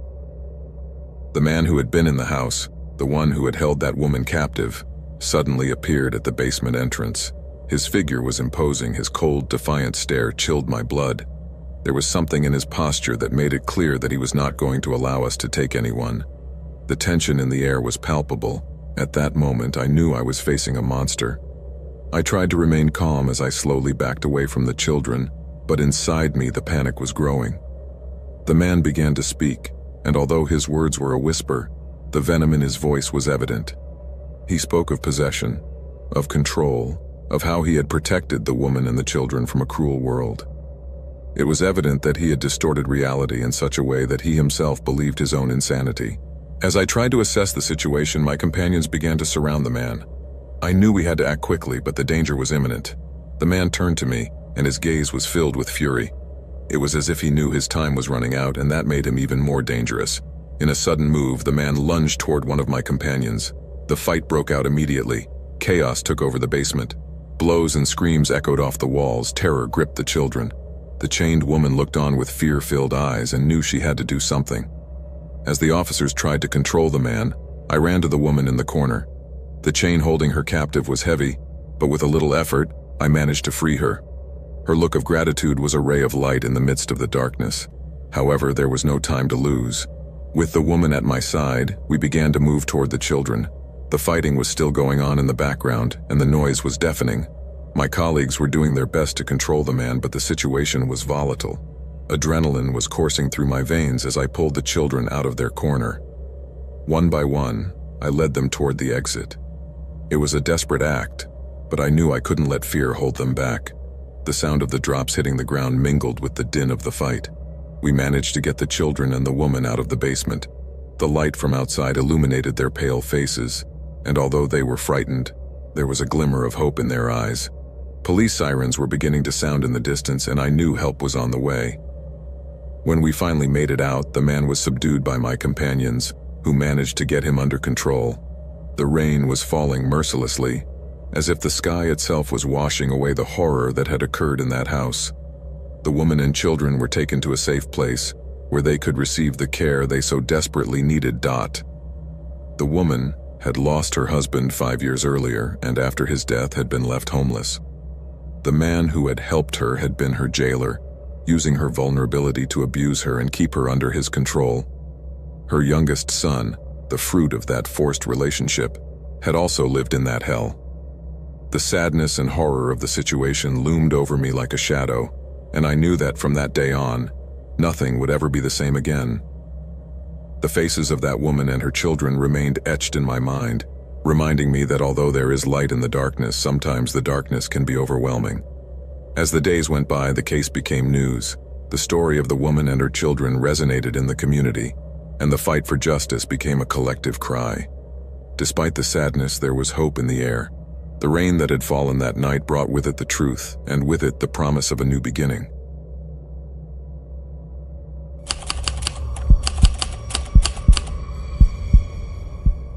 I had been working as a delivery man for a couple of years, and although the work was monotonous, there was something about the routine that I found comforting. However, there was a customer who was beginning to disturb that tranquility. The building where I lived was an old apartment block worn down by time. Every time I went there, a shiver ran down my spine. The door to his apartment was marked with the number 7, and there was always an air of mystery surrounding it. I didn't know why, but from the first time I delivered an order to that address, his behavior struck me as odd. The man who lived there was middle-aged, with an unkempt appearance. He had messy hair and a beard that looked like it had been forgotten for weeks. Often, I would find him looking out the window as if he was waiting for something or someone. His eyes, dark and deep, had a haunting intensity, and they always watched me with a mixture of curiosity and distrust as I handed him his order. What disturbed me most were the times when he did not respond immediately to the doorbell. On several occasions, I had to wait several minutes on his doorstep, feeling the man's gaze pierce the wood. In those moments, the silence was thick, and the rain continued to fall outside as if the world had stopped. During those brief moments, I wondered what he could be doing inside. Why was it taking so long to open? One night, as the storm was lashing against the windows of my truck, I decided it was time to deliver his order. As I pulled up to the building, I felt a pang of nerves. The lighting was dim, and the atmosphere felt oppressive. I walked up the stairs, the sound of my footsteps echoing in the empty hallway. As I reached the door of apartment 7, I noticed that the light was off. I rang the doorbell and the sound reverberated in the silence. I waited as usual, but this time the wait felt longer. The wind howled outside, making the place feel lonelier. Finally, after what seemed like an eternity, I heard a noise inside. The deadbolt moved with a click and the door slowly opened. There he stood, staring at me with that same intensity. There was no greeting, just a silence that enveloped me. I handed him the package and he took it without looking me in the eye. His hand was trembling, and for an instant I thought I could feel his anxiety in the air. As I began to close the door, an uneasy feeling came over me. I couldn't just leave like this.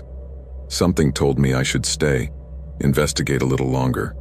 I asked him if he needed anything else, a question I didn't expect him to give me an answer. But he just shook his head, closing the door with a light knock. The echo echoed down the hallway, and I stood there feeling the cold on my skin. The next night, I went back to do my usual route. As I arrived at the building, I noticed something was different. The door to apartment 7 was ajar. A small slit of light was filtering through, illuminating the hallway in a warm hue that contrasted with the darkness around me. Curiosity led me to approach and peek in. Inside, the apartment was in disarray. Papers were scattered on the floor, and the flickering light of a lamp cast shadows dancing on the walls. But what struck me most was the sound. A murmur, low and steady, came from inside.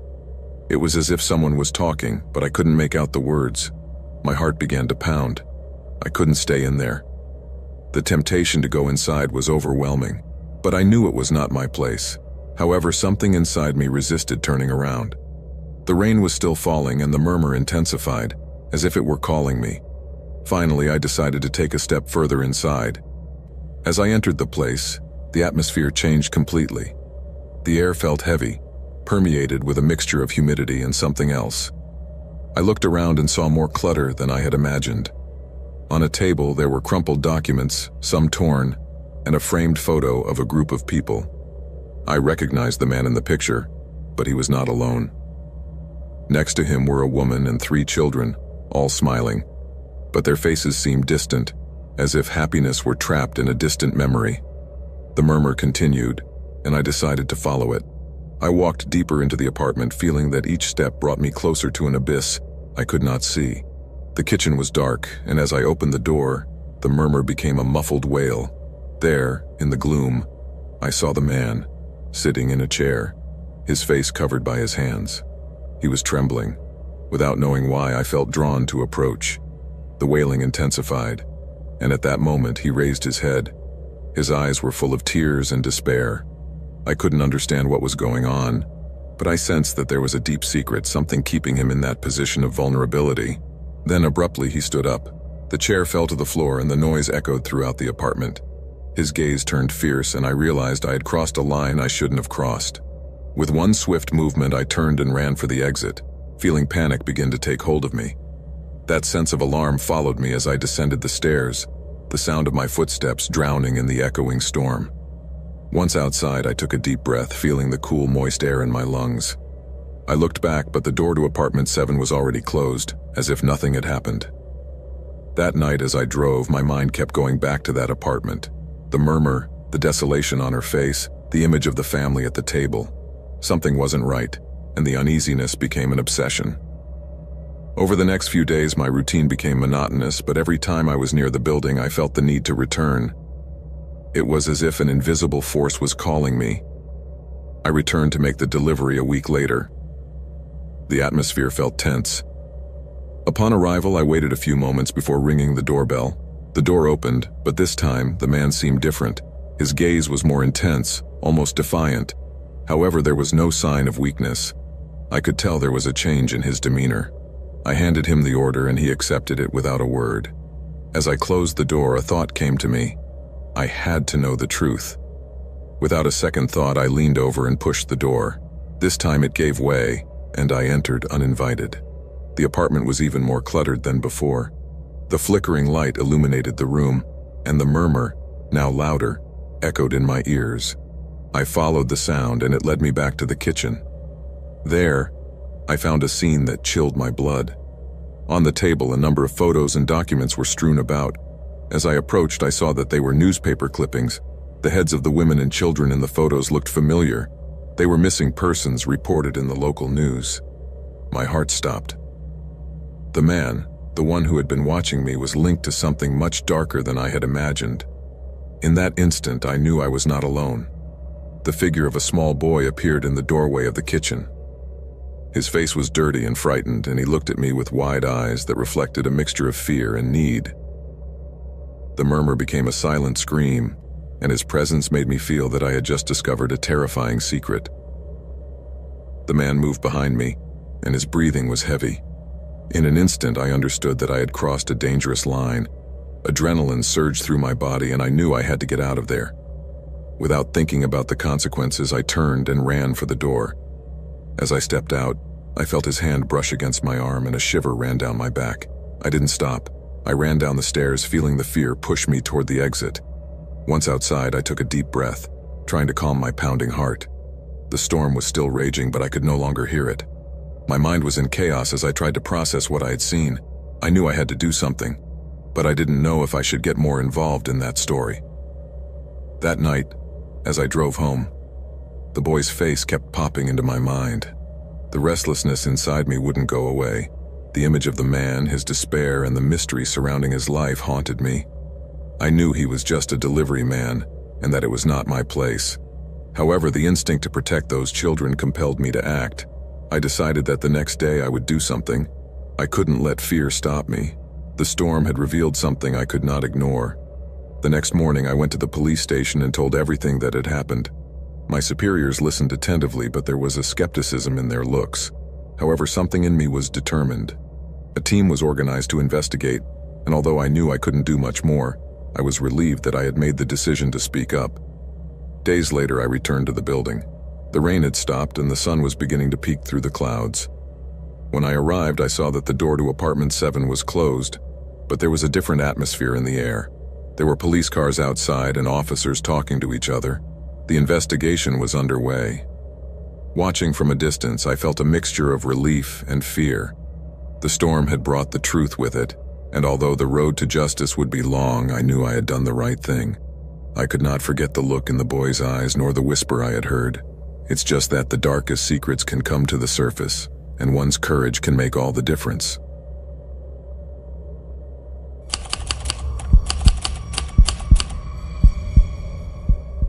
Sweat began to run down my forehead as I listened to his words.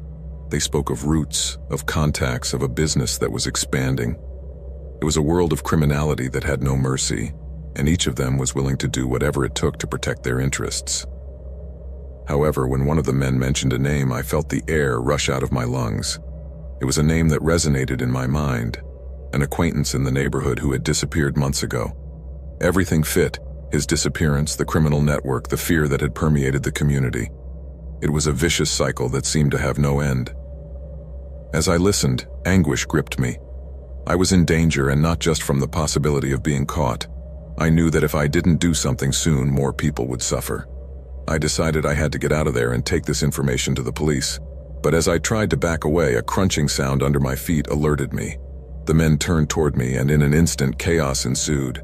I ran for the exit, my heart pounding as their voices turned to desperate screams. The cold air hit me in the face as I ran through the streets. I didn't know if I was being followed, but fear propelled me forward. Each step echoed in my mind, a drum beating the rhythm of my flight.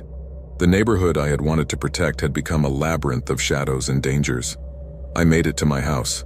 I closed the door behind me and leaned against it, trying to catch my breath. The sound of the water became a distant murmur.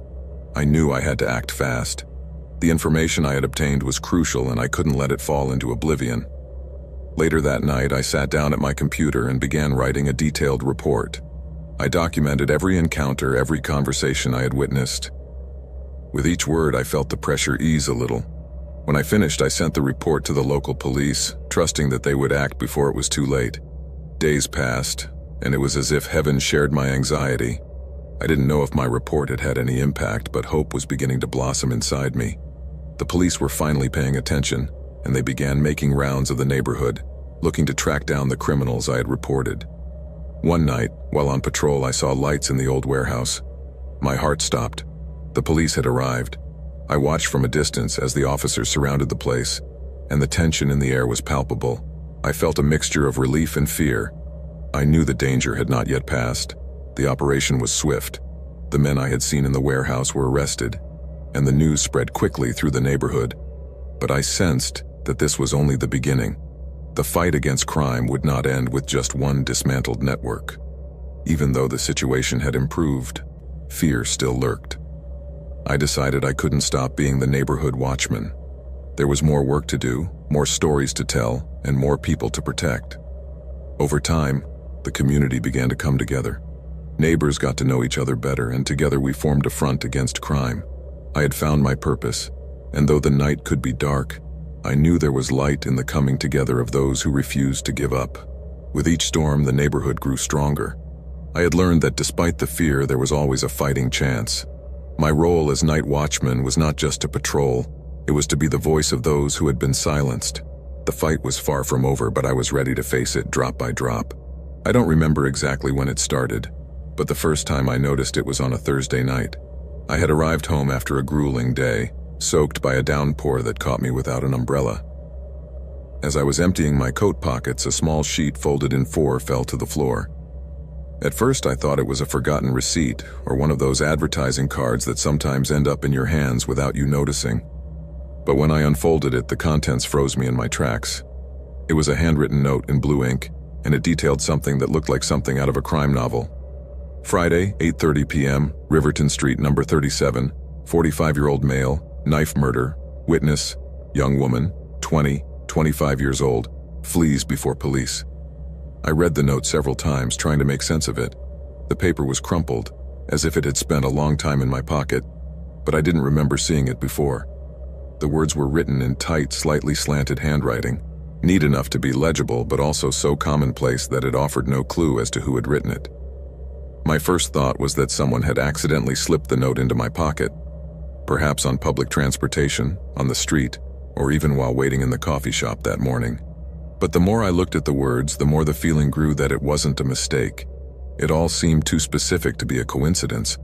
I tried to put it out of my mind, telling myself it was none of my business, that it was probably a joke or a misunderstanding. But something was bothering me.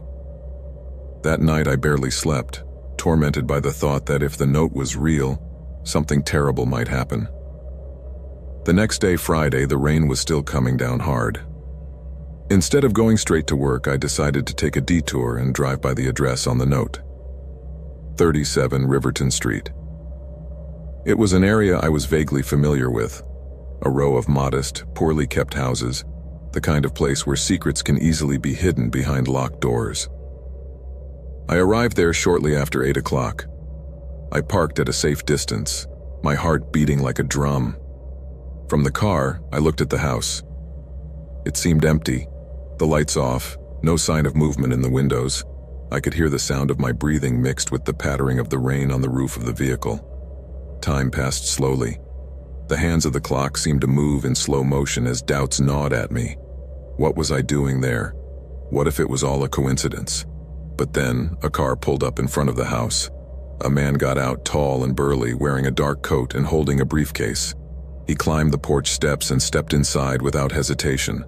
The scene seemed normal, even mundane, but something inside me told me I was witnessing the beginning of something sinister. My breathing grew heavier as I waited, the minutes stretching like hours. Finally, another figure appeared, this time walking in the rain. It was a young woman carrying a broken umbrella that did little to protect her from the water. She stopped in front of the house, looked around, and after a moment's hesitation walked up the same stairs. Now, my mind was on fire. Everything matched the note. The address, the man, the young woman. Was this a warning, a twisted game of fate? I didn't know what to do. If I called the police, what would I tell them? That I had received a mysterious note with details of a crime that had not yet happened? I had no proof, just a crumpled piece of paper and my growing paranoia. Minutes passed. Nothing seemed to happen inside the house. My thoughts began to scatter, and I wondered if perhaps I had misunderstood everything. But just as I was about to convince myself to leave, the lights in the house flickered and went out. My body tensed, and the silence that followed was deafening. Then, I saw it. The woman ran out of the house, no umbrella this time, her face pale and discomposed with terror. She stumbled on the stairs, almost falling before disappearing into the darkness of the street. Panic gripped me. Something had happened. Something horrible. Without thinking, I jumped out of the car and ran toward the house. The door was ajar, and as I pushed it open, a metallic stench hit me immediately. Blood. My stomach churned, but I moved forward. The scene I encountered in the living room was something I will never be able to erase from my mind. The man was there, lying on the floor with a pool of blood expanding under his body. The knife was still stuck in his abdomen, an improvised but lethal weapon. I looked around, searching for some clue, something to explain what had happened, but the house was empty and the only sound was the rain pounding on the windows. Panic turned to pure fear when I realized something. I couldn't stay there. If anyone found me at that scene, there would be no way to explain my presence. I left the house as fast as my legs would let me, returning to the car with my heart in my throat. I drove aimlessly, hands shaking on the steering wheel as I tried to process what had just happened. The note had been a warning, but from whom? Why me? Questions whirled through my mind like a tornado, but I couldn't find answers. For days I checked the news, hoping to see something about the murder. But nothing appeared. No report, no investigation. It was as if the crime had never happened. I felt trapped in an endless nightmare, unable to distinguish reality from paranoia. And then a week later I found another note in my pocket. This time, it was even more specific. Saturday, 10 p.m., Alder Street, number 12, 32-year-old female, strangulation, no witnesses. The panic returned with a vengeance. I knew I couldn't ignore this new warning, but I also didn't know what to do. Should I go again? Call the police? Each option seemed to doom me to a spiral of chaos and fear. I don't know what awaits me this time, but one thing is certain. I am no longer the master of my life. Something or someone has made me an unwitting witness to horrors I cannot stop, trapped in a game I don't know how to escape from.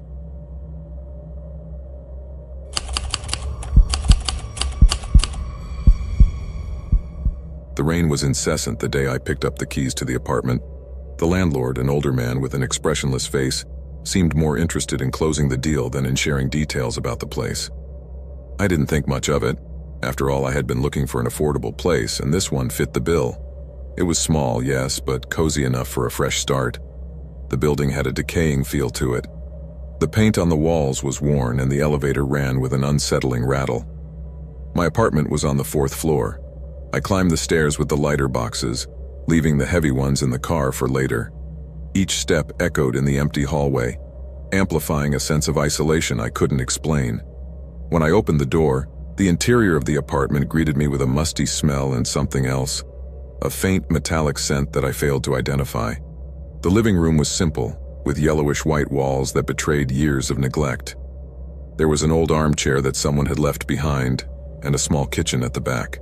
The windows were fogged by the rain, filtering a grayish light that made everything look even gloomier. That first night, as I unpacked my things, I couldn't shake the feeling that something about the place was wrong. Maybe it was the silence. Even though the building had several tenants, I heard no voices or footsteps, just the steady patter of drops against glass. The next day, while cleaning, I found something strange. In a corner of the bedroom closet, there was a dark stain on the floor, almost black. It looked dry but had a sticky texture when I touched it. I tried to wipe it off with a damp cloth, but it wouldn't go away completely. I didn't give it any more thought. I assumed it was one of those impossible to remove stains in old places. That same afternoon, a neighbor knocked on my door. She was an older woman with a kind but tired face. She told me that she lived downstairs and that if I needed anything, I could call her. I appreciated her kindness, but I noticed something strange in her expression, as if she wanted to say something else and didn't dare. Before leaving, she stared at my doorway for a few seconds. His silence made me uncomfortable. That night, I couldn't sleep well. I woke up several times with the feeling that someone was in the apartment. I checked the rooms, turned on the lights, even looked under the bed. Everything was in order, but my mind was still playing tricks on me. The noises, the rustling, the wind banging against the windows, everything seemed amplified by the stillness of the place. On the third day, while organizing some papers, I found an envelope hidden in the compartment of an old piece of furniture left by the previous tenant. It was full of newspaper clippings, all related to a murder that had occurred in that same building less than a year ago. The main headline read, "Young man found dead in fourth-floor apartment. Killer still at large." My heart raced as I read the address. It was my apartment. The article detailed how a young man in his 30s had been found lifeless, with multiple stab wounds. The police had investigated, but the case had gone unsolved. There were no witnesses, and the few neighbors who had spoken had provided no useful information. Suddenly, I remembered the stain on the closet. A wave of nausea swept over me as I realized what it probably was. I felt the apartment getting smaller, as if the walls were closing in around me, but worse was the feeling that someone was watching me. That night, as I was trying to calm down, I heard a noise in the hallway. It was a soft footstep, as if someone was walking barefoot. I approached the door, peering through the peephole, but the hallway was empty. However, the sound continued, slowly drifting away towards the stairs. My imagination flew, creating stories about who or what might be there. Over the next few days, I began to notice more strange things. Things I would leave in one place would suddenly appear in another. Doors I was sure I had locked were ajar. I tried to convince myself that it was my mind playing tricks on me, but there was something else, something tangible. The feeling of being watched was constant, especially at night. One evening, as I was returning from shopping, I saw the landlord talking to someone at the entrance of the building. He was a tall man, wearing a hood that covered most of his face. His posture was stiff, and although I couldn't hear what they were saying, the conversation seemed tense. When the landlord saw me, he quickly said goodbye to the man and entered the building without addressing me. The stranger, on the other hand, stood there, staring at me. I felt a shiver run through me and hurried my pace. That night, the restlessness reached its peak. As I tried to sleep, I heard noises coming from the bedroom closet, a soft, almost imperceptible rustling. I froze, listening. The sound was repeated, louder this time. I gathered all the courage I could, grabbed a lamp from the bedside table as a makeshift weapon, and approached the closet. When I opened the door, it was empty. But then I saw something that made my blood run cold. The stain on the floor wasn't dry, it was fresh. The light from the lamp reflected a reddish glow that wasn't there before. I stepped back, stumbling over the bed, and at that moment I heard a knock at the front door of the apartment. The sound was loud, determined, as if someone wanted to enter. I stood still, waiting, but it didn't come again. Finally, I mustered the courage to look through the peephole. No one was there. The door to the hallway was closed, and the rain was still pounding against the windows. I didn't sleep that night. I sat on the couch, lamp in one hand and phone in the other, debating whether I should call the police. But what would I tell them? That I had found a suspicious stain and that I heard noises. There was no evidence, only my growing paranoia. The next day, I decided to confront the landlord. I went to his office on the second floor and demanded answers about what had happened in the apartment. At first, he tried to avoid the subject, but finally admitted that the previous tenant had died there and that by law, he was not obligated to disclose it unless asked. His tone was cold, almost dismissive, as if he didn't care in the least about my discomfort. That afternoon, as I was packing my things to leave the apartment, I found something else. On the frame of one of the windows, there was a small engraving, almost invisible to the naked eye. It was a name, Andres. Looking through the newspaper clippings, I discovered that this was the name of the previous tenant, the murder victim. That night, as I carried my things to the car, I saw the man in the hood again. He was standing across the street, motionless in the rain. This time, he wasn't looking directly at me, but his presence was enough to make my hair stand on end. I got into the car and drove away from the scene without looking back. I don't know who that man was or why he was there, but something tells me he was connected to what happened in that apartment. I may never know, and honestly, I'd rather not find out. I live somewhere else now, away from that building and the shadows that surround it, but sometimes when it rains, I can't help looking out the window, hoping I won't run into that figure once again.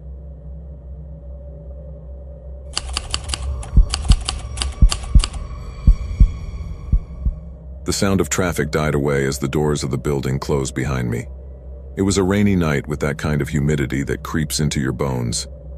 I had finished late at the office, another exhausting day, and all I wanted was to get home, take a hot shower, and forget the day. But sometimes life has other plans, and that night he would find out in the worst way. The building was practically empty. The lights in the lobby flickered occasionally, casting irregular shadows on the walls. I approached the elevator and pressed the button with some discouragement.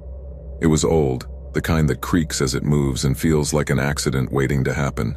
But after a long day, taking the stairs to the 10th floor was not an option I was willing to consider. The doors opened with a metallic creak, and inside I was met by a man.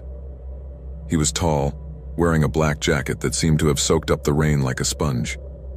His face was partially covered by the shadow of the hood, but his eyes were visible, dark and piercing. They looked at me in a way I didn't know how to interpret, as if he was sizing me up. I entered the elevator, trying not to show discomfort. It was one of those old models with just enough room for 2 people. The closeness was inevitable. I pressed the button for the 10th floor and noticed that he didn't select any. He was just standing there, hands in his pockets, watching the door close. The elevator began to move with its usual slowness, accompanied by mechanical noises that made me question how much longer it would run before needing a replacement. I tried to ignore it, focusing on the panel of illuminated buttons, but my attention returned to the man when I noticed that his eyes were still fixed on me through the reflection in the metal doors. My mind began to wander, recalling stories I had heard about robberies and attacks in closed places. I tried to calm down. After all, I was tired, and my imagination might be playing tricks on me. The elevator came to a screeching halt between the 4th and 5th floors. The jerk was so abrupt that I almost lost my balance. The lights flickered once, then went out completely, plunging us into darkness. The cabin was completely silent except for the sound of our breathing. I took out my phone to use the flashlight and tried to turn it on, but there was no signal. The only source of light was the faint emergency glow from the ceiling. The man was still motionless. That made me more uneasy than if he had done anything. The darkness made everything seem more sinister, and I couldn't shake the feeling that I was being watched. I decided to speak, to try to break the tension, but the words died in my throat. There was something about his posture, the way he was breathing calmly, that made me feel vulnerable. I pulled out my phone again, this time to look for the emergency button on the panel.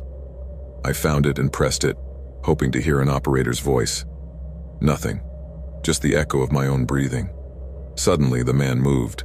Slowly, he pulled something out of his pocket. My heart raced. I thought of the worst possibilities: a gun, a knife, anything that could turn that small cabin into a death trap. The emergency light cast strange shadows on his face, making his expression look even more disturbing. I tried not to show my fear, but it was almost impossible. What he pulled out turned out to be a lighter. He lit it, and a small flame lit up his face completely. His gaze wouldn't leave me. There was something in his expression that wasn't normal. It wasn't anger or rage, but it wasn't calm either. It was as if he was deciding something, weighing an option. I decided I couldn't just stand there waiting. I approached the panel to try to open the doors manually, but they wouldn't budge. The man was still watching me. He started walking slowly toward me, and in that small booth, any movement seemed amplified. The heat from the cigarette lighter made the air feel heavier, more oppressive. Every step he took increased my sense of danger. Suddenly, he broke the flame of the lighter with a sharp movement, returning the cabin to gloom. My breathing became ragged. I recoiled instinctively, slamming into one of the elevator walls. My mind was working at full speed, searching for a way out, a plan, something I could use as a defense. In that confined space, there wasn't much I could do. The elevator creaked again as if trying to move, but it was still again. Then I heard it. A soft metallic sound. The man was manipulating something in his other pocket. The tension was unbearable. The thought that he might have a weapon paralyzed me, but I knew that staying still wasn't going to improve the situation. I mustered up enough courage to speak, trying to sound calm, but my voice was shaking. I told him that everything would be fine, that surely they would repair the elevator soon. He didn't respond. He just looked at me as if my words meant nothing. Suddenly, the elevator shook again and the lights flickered before coming back on. The car was still stopped, but at least we were no longer in darkness. The new lighting allowed me to see the man more clearly. There was something strange about him, something that didn't add up. His clothes were wet, but not just from the rain. On the sleeves of his jacket, there were dark stains that looked like blood. I felt a knot in my stomach. My mind quickly connected pieces, the silence, his attitude, the stains. I was stuck with someone who didn't seem to be there by chance. I tried to keep my composure, but every passing second was a test of my nerves. The man took a step toward me, and it was then that I noticed what he was holding in his hand. A small screwdriver. It was not a conventional weapon, but in the confined space of the elevator, any object could be lethal. My survival instinct kicked in. I had to do something before he took the initiative. I moved toward the button panel, pretending to try to press the emergency one again. He didn't seem to react at first, but when he saw my other hand reaching for something in my pocket, a key I had with me, his posture changed. He looked at me more intently, as if assessing whether I posed a threat. The silence was broken by a metallic noise coming from the ceiling of the elevator. It was the sound of someone fiddling with the cables. My heart skipped a beat. Would they be repairing the elevator? Or was it someone else? The possibility that he wasn't alone crossed my mind, and fear became overwhelming paranoia. Then, as if fate decided to intervene, the elevator doors partially opened, leaving a gap of about 20 centimeters. It was enough to see the dark shaft between floors, but not enough to escape. The man turned toward the opening and then looked back at me, with an expression that froze me in my tracks. Without warning, he lunged at me with the screwdriver raised. I managed to narrowly dodge him, hitting his arm with the wrench I was holding. The impact wasn't enough to stop him, but it gave my instinct time to act. I used all my strength to push him against the elevator wall, trying to disarm him. The fight was brief, violent, and the confined space made every move feel desperate. Finally, I managed to wrestle the screwdriver from him and threw him toward the other side of the car. He looked at me, breathing hard, and for a moment I thought it was over. But then, without warning, he lunged toward the door opening. With a nimble movement, he slid down the elevator shaft and disappeared into the darkness. I stood there, gasping, not fully understanding what had just happened. Minutes later, the elevator moved again, taking me to the next floor. When the doors opened, I staggered out looking for help. I found a security guard, but when we returned to the elevator, it was empty. There was no sign of the man or the screwdriver. The only evidence of what happened was my gasping for breath and the cold sweat on my forehead. I never knew who he was or what he really wanted. But every time I get into an elevator, I feel that same knot in my stomach, reminding me of how close I came to not getting out of there alive.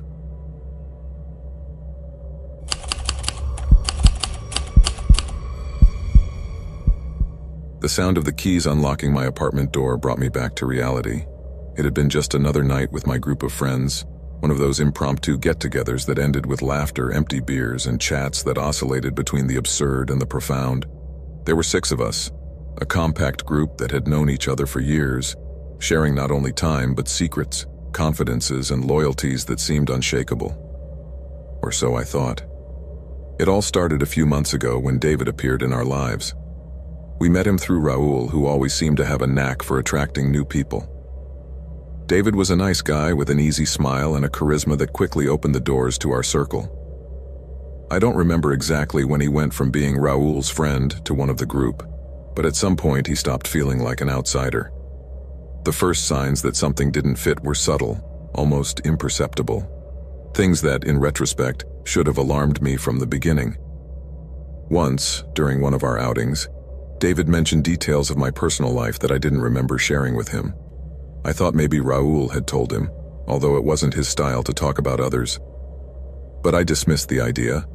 After all, why would someone like him want to pry into my life? As time went on, stranger things began to happen.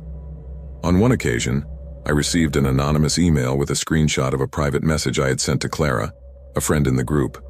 The content was not compromising, but the idea that someone was reading my messages was disturbing.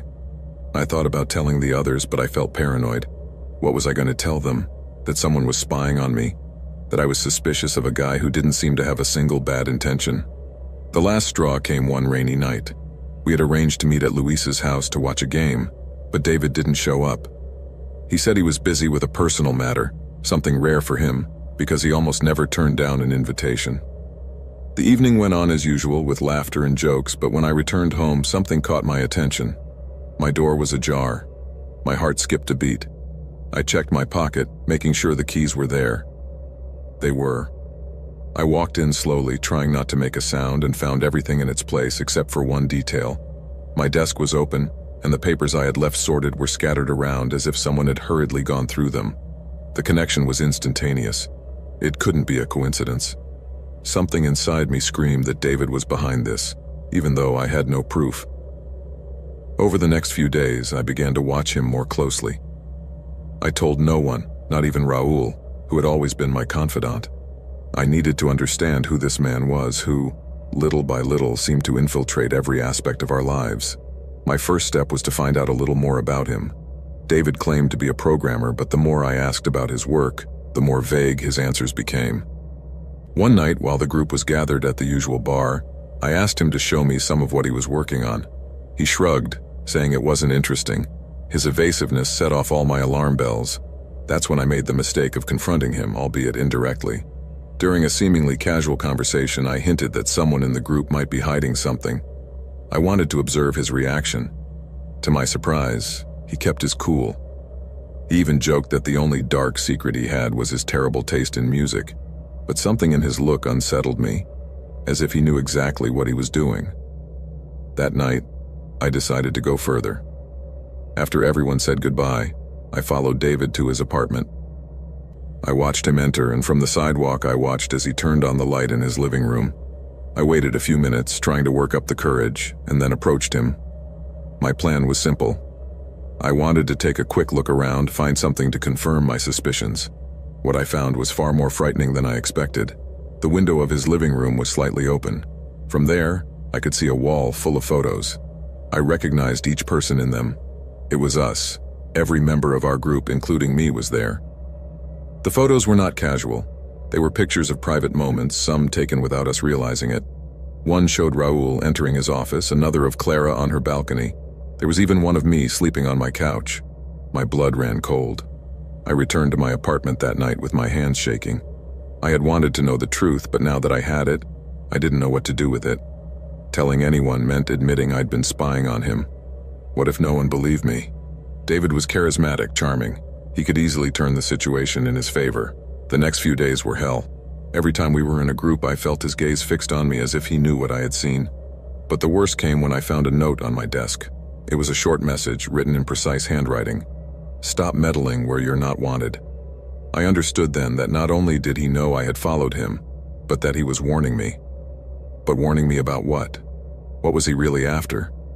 I decided to investigate further, but before I could do so, something happened that changed everything. Clara disappeared. It wasn't immediate. At first, she simply stopped responding to our messages. We thought she was busy or that her phone had broken down. But on the third day, her family filed a report. That's when police found her car abandoned on the outskirts of town with her belongings still inside. There were no signs of a struggle, but the disappearance was obvious. The group was devastated. Raul was especially distraught, and David, to my surprise, seemed genuinely concerned. It was he who organized a search among friends and acquaintances, and for a moment I doubted my suspicions. Could someone so involved in helping be behind something so sinister? But my doubts vanished when I found another note in my apartment. This time it was more explicit. "I warned you. Clara didn't listen to me, and look where she is now." My stomach churned. I didn't know if I was being manipulated or if David really was responsible for what had happened to Clara. I decided to take drastic action. I gathered all the information I had, the photos in his apartment, the notes on my desk, the anonymous messages.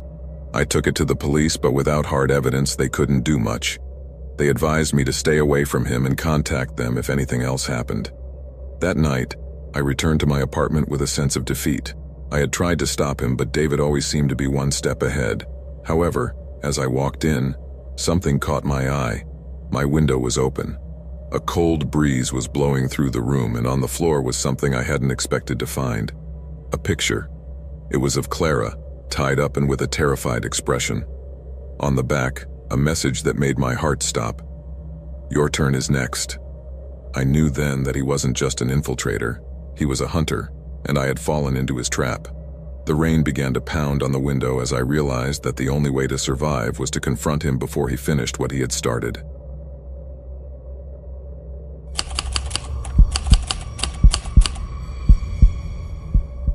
Driving long distances had never bothered me before. In fact, I enjoyed it. There was something about the open road, the constant sound of the wheels on the asphalt, that gave me peace. That was why I didn't hesitate to offer a couple of free spots in my car when I planned the trip north. It wasn't just about sharing fuel costs, although that helped. I liked the idea of meeting new people, hearing different stories, and filling the time with more than just the music on the radio. Posting the ad on the rideshare app was easy. Soon I had two takers. The first was Valeria, a young student who needed to get to an intermediate city to visit her family. The second, Gabriel, seemed like a reserved guy, barely saying a few words to me when confirming the pickup location. It didn't matter. It wasn't the first time I had carried quiet passengers, and I wasn't expecting anything out of the ordinary. The morning of the trip, the rain was coming down hard. I picked Valeria up first at her dorm. She was carrying a light backpack and greeted me with a shy smile. Gabriel was next. He was waiting in a corner carrying a black suitcase and a raincoat that covered much of his face. He barely looked up as he got into the car, but I noticed something in his eyes. There was something cold in them. I thought it was a passing impression and didn't give it any more importance. The first few kilometers were quiet. Valeria and I chatted a bit about her studies, while Gabriel remained silent, looking out the window. His presence was somewhat uncomfortable, but I couldn't put my finger on exactly why. Perhaps it was his stiff posture, or the way he avoided participating in the conversation. Halfway through, I even tried to include him, making some casual comment, but he only responded with monosyllables. Gradually, the chatter between Valeria and I died down, leaving the noise of the rain and the engine to fill the space. The first alarm signal came when we stopped at a gas station to fill up the tank and stretch our legs. Gabriel offered to stay in the car, which struck me as odd, but I didn't question. Valeria and I went into the store to buy some food. It was then that I noticed the gas station attendant, an older man, looking toward my car with a frown on his face. "Everything all right?" I asked, trying to break the silence. The man shook his head slowly but said nothing. His gaze was still fixed on the car, or more specifically, on Gabriel, who was sitting in the back seat motionless as a statue. There was something about the way he was watching him, a mixture of fear and distrust that made me shiver. When we got back to the car, I noticed that Gabriel had his hands shoved in his jacket pockets, squeezing them tightly. I pretended not to notice, but my instincts began to warn me that something was out of place. The next hour on the road was tense. Valeria also seemed to have noticed the strange atmosphere because she stopped talking and started looking at her phone frequently. Gabriel, for his part, remained motionless, his eyes fixed on the road as if he were calculating something. He didn't speak, he didn't move, but his presence filled the car with an unsettling energy. That's when it happened. We were approaching a desolate stretch of road surrounded by open fields and no sign of life for miles. Gabriel, who until then had said no more than 3 words, suddenly spoke. "You could take the detour," he said, pointing to a small dirt road that was barely visible in the rain. The tone of his voice was calm, almost friendly, but something in me balked. There was no reason to detour, and the main road was safer. I said I preferred to continue on the original route, to which he did not respond. He simply nodded, but I noticed how his hands clenched even tighter inside his pockets. The atmosphere inside the car became unbearable. The rain pounded harder, and the road seemed endless. Valeria stirred uncomfortably in her seat, and I felt the sweat accumulating on my hands despite the cold. Gabriel, on the other hand, seemed perfectly calm, almost as if he was enjoying the silence. It wasn't until we stopped at a small roadside restaurant that everything got out of control. Valeria and I entered the place, leaving Gabriel back in the car. As I waited in line to order coffee, I looked out the window toward the car. Gabriel was not there. His door was ajar, and his suitcase was no longer in the back seat. I felt a knot in my stomach. Quickly, I went out into the rain to look for him. There was no sign of him. His figure had disappeared into the gloom of the road and the nearby forest. I thought about calling him, but my phone had no signal, and something inside me told me that wasn't a good idea. When I got back to the car, I realized I had left something in the back seat. It was a knife, big, sharp, and with a worn handle, as if it had been used countless times. I looked up at Valeria, who had returned to the car and was now looking at me with a pale face. There was no need to say anything. We both knew we had picked up someone who shouldn't have been there. I kept the knife in the glove compartment and started the car, trying to stay calm. But the fear was there, growing with every mile we drove. It wasn't long before we saw him again. He was standing on the side of the road in the rain, with the black suitcase at his feet.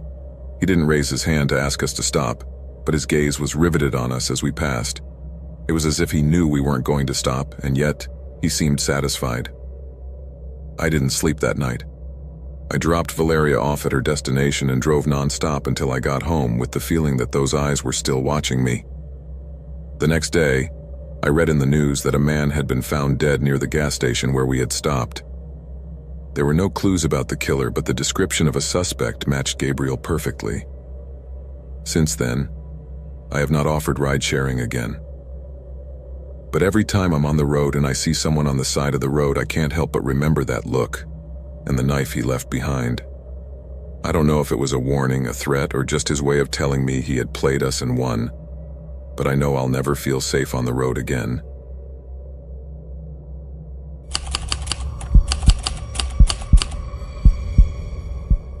Traveling for work had never been my favorite activity, but this time I had no choice. My boss sent me to a distant city to close an important deal, and the pressure not to fail was overwhelming. After hours of driving in the rain, I finally arrived at the hotel. It was a modest building with an aging facade and a flickering neon sign that seemed to be struggling to stay lit. I didn't care. I just needed a bed and a few hours of rest before the next day's meeting. Upon entering, the atmosphere was as gloomy as the outside. The air smelled musty and old wood, and the yellowish lighting made everything look grimmer than it probably was. However, the receptionist was friendly and efficient. He assigned me room 205 on the second floor. He handed me the metal key with a heavy, worn keyring which felt uncomfortably cold in my hand. I crawled up the stairs with my suitcase in tow, feeling each step creak under my weight. As I reached the hallway, a shiver ran down my spine. It was narrow and poorly lit, with worn wallpaper that seemed to be peeling off in places. The doors were numbered on rusted metal plates. Mine was almost at the end, facing room 206. The room was basic but sufficient. A double bed, a small desk, an old TV, and a tiny bathroom. The first thing I did was take off my shoes and plop down on the bed. The sound of the rain hitting the window was the only thing I could hear. I closed my eyes, thinking that a couple of hours of sleep would be enough to get me back on my feet. The first noise came just as I was about to fall asleep. At first I ignored it, thinking it was a guest settling in. However, the noises continued. Heavy footsteps moving back and forth, followed by what sounded like the shuffling of furniture. I opened my eyes and looked toward the wall separating the two rooms, trying to figure out what was going on. The sound was so clear that I could imagine someone pushing a chair or a table. I didn't think much of it. Hotel walls are usually thin, and it wouldn't be the first time a noisy neighbor interrupted my rest. However, when the banging intensified, I began to feel uncomfortable. There was something strange about those sounds, as if they were too chaotic, too insistent. Then I heard something else. A thud, louder than the previous ones, followed by what might have been a muffled groan. I got out of bed, trying to listen better. The noise suddenly stopped, leaving a heavy silence in the air. I thought about calling the front desk but decided to peek out into the hallway first to see if I could find some explanation. I opened the door and looked both ways. The corridor was empty, and the door to 206 remained closed. The flickering light from the ceiling only made everything seem more eerie. I returned to my room, convinced I was overreacting. Minutes later, the sounds returned. This time they were more intense, almost violent. Repetitive banging against the wall and a noise that sounded like something metallic falling to the floor. My heart began to beat faster. It was impossible to ignore it now. Something was happening in 206. Finally, I called the front desk. I explained to the receptionist what was going on and asked him to check the room. His response froze me in my tracks. Room 206 is empty. I insisted that there must be a mistake, but he assured me that no one had rented that room. I even heard him checking the system as we spoke. His calm tone only added to my unease. What was I listening for then? I hung up the phone and tried to calm down. Maybe I had misunderstood. Maybe the noise was coming from another room and not room 206. I decided to check for myself. I stepped out into the hallway again, this time with more determination. I walked slowly toward the door of the next room. I watched it carefully, looking for some sign of movement, some shadow under the door. Nothing. The silence in the corridor was absolute, except for the distant echo of the rain. I placed my ear against the door, trying to hear something. At that moment, I felt a shiver run down my spine. From the other side, I could clearly make out breathing, slow and deep, as if someone was just on the other side of the wood, listening to me as well. I stepped back instinctively, my heart hammering in my chest. I went back to my room and locked the door.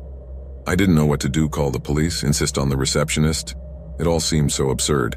I sat up in bed trying to think clearly when the sound came again, this time much louder.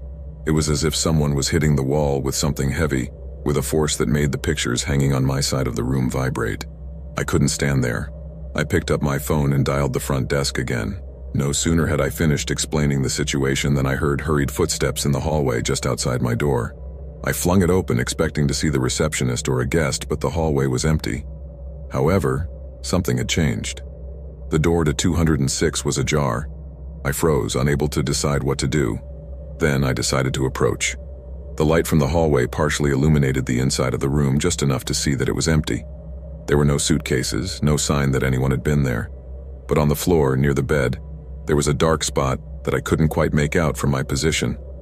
It looked wet, and my mind immediately thought of blood. I backed away slowly, feeling my breathing quicken. I closed the door to my room and blocked the lock with anything I could find.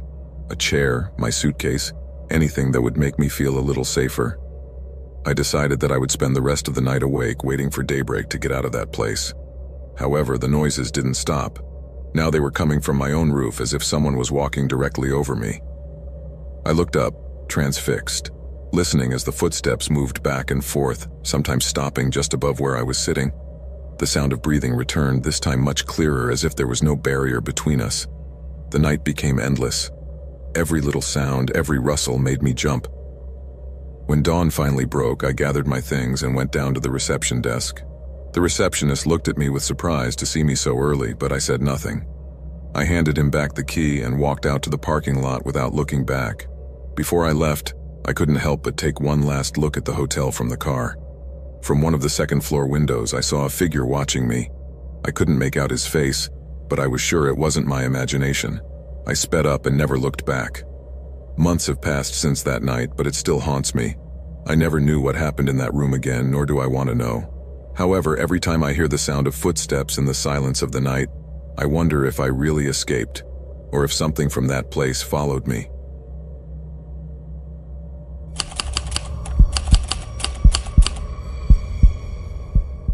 Moving to a new neighborhood always brings an air of renewal.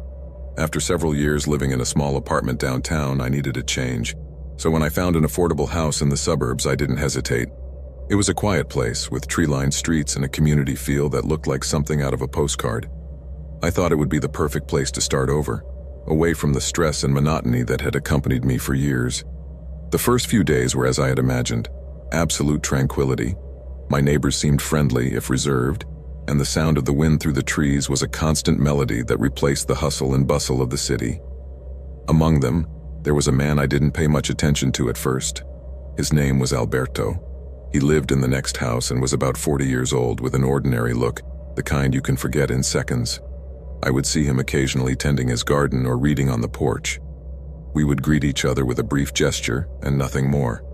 It all began subtly, so subtly that at first I overlooked it. One morning, as I was leaving the house to go to work, I saw Alberto on his porch, a cup of coffee in his hand.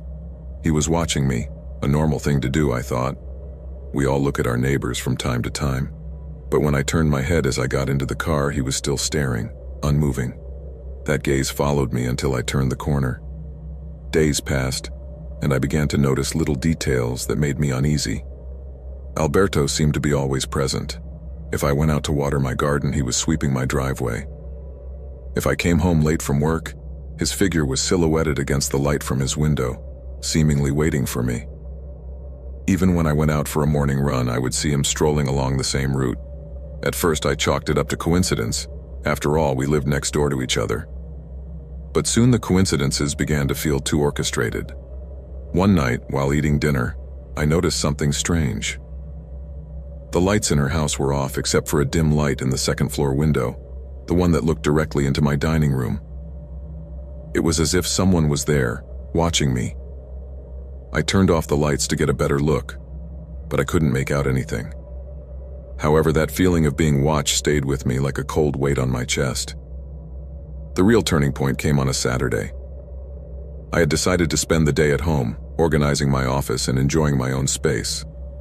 At noon, someone knocked on the door. It was a mailman with a package for me. I signed for it, and when I opened it, I found something that chilled me. A picture frame with a picture of me in it. It was not a recent photo, but one from several years ago when I lived in the apartment downtown. It was a photo I didn't remember taking, an image captured from somewhere I didn't recognize. Fear turned into paranoia. During the nights, I would hear strange noises outside my house, branches creaking, light footsteps on the pavement. Every time I looked out the window, I didn't see anyone, but the feeling of being watched didn't go away. I began to lock all the doors, to check the windows 3 times before going to bed. My life, which had come to this neighborhood looking for peace, was falling apart. One day I decided to face my suspicions directly. I went out into the yard while Alberto was sweeping his driveway. I tried to engage him in casual conversation, but his attitude was strange. There was nothing concrete in what he was saying, but his tone, his way of evading my questions, and above all, the way his eyes never left mine, made me nervous. After a few minutes, I walked into my house, feeling more vulnerable than before. It was that night when the situation reached its most frightening point. I had had an exhausting day and went to bed early. I don't know how long I slept before I was awakened by a metallic sound coming from downstairs. My heart raced. I lay motionless in bed, listening intently. There was another noise, this time clearer, as if someone was trying to pick a lock. I got up, trying not to make a sound. I grabbed a baseball bat I had in the closet and went downstairs with my pulse racing. When I reached the living room, I saw that the back door was ajar. The cold night air was seeping through the gap, carrying with it a sepulchral silence. I checked every corner of the first floor but found no one. I locked the door and placed a chair to lock it before returning to my room. But I couldn't sleep. The next morning I found something that made my stomach churn. On the dining room table there was a folded piece of paper. It wasn't there the night before. Opening it, I read a sentence written in tight letters, "I'm always around." My hands were shaking. At that instant I called the police. When they arrived, they searched my house in the neighborhood but found nothing suspicious. I told them about Alberto, about how he seemed to be everywhere, about the photo I had received. They promised to investigate, but their tone made it clear that they didn't take me seriously. To them, he was just an eccentric neighbor and I was exaggerating. However, my intuition told me something wasn't right. I decided to investigate on my own. I began to observe Alberto, following his movements from the shadows of my window. I discovered that he rarely left the house, except for those walks that seemed to coincide with my own activities.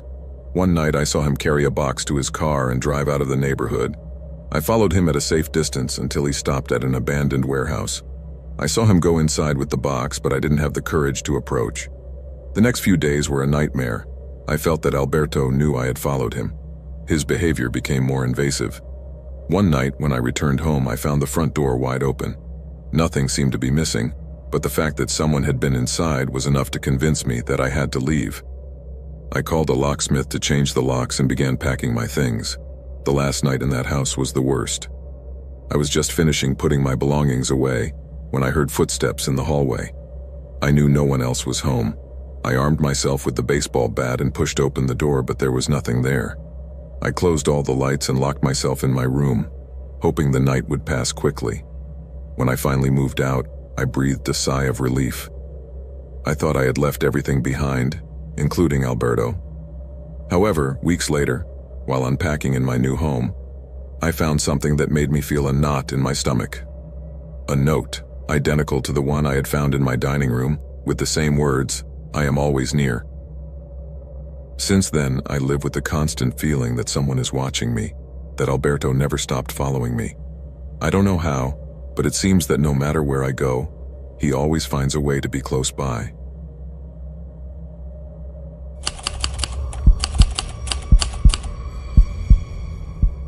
I've never liked parties. I've always considered them a waste of time, an excuse for people to get drunk and say things they would otherwise never dare to say. However, when I received the invitation to the party, my curiosity got the better of my skepticism. It was not just any party, it was exclusive, private, one of those that promised the unattainable. "Only those selected," said the black envelope, with golden letters. It seemed more like a challenge than an invitation, and I have always liked to accept challenges.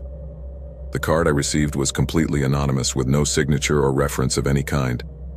Just an address and a date. There was no way of knowing who was behind it all, but something inside me urged me to go. Maybe I was looking for something different, something to take me out of the monotony, or maybe I just wanted to know what was behind that mysterious invitation. That night, I headed to the right place, an old building in the center of the city, the kind of building that seems to have been forgotten by time, with tall barred windows that gave the outside world a sense of closure. A dilapidated, almost opaque mansion, as if it were an echo of the past. When I arrived, the iron gate was open, and a dim light was coming from inside, as if inviting me to enter. The atmosphere was unsettling, but I decided to ignore it. I entered with a firm step and found a small hall adorned with antique furniture, covered with white sheets. The walls were decorated with portraits that seemed to watch me silently. A few steps further on, I came to a large room with low lights, more than I would have expected. Music could be heard in the distance, a soft, low throbbing that seemed to echo in the background of the room. People were spread out, dressed elegantly, almost as if we were all attending a gala. However, something in the air didn't fit. The faces of the attendees were not quite normal. There was a stiffness in their gestures, a lack of expression in their eyes. No one was smiling, no one was talking too much.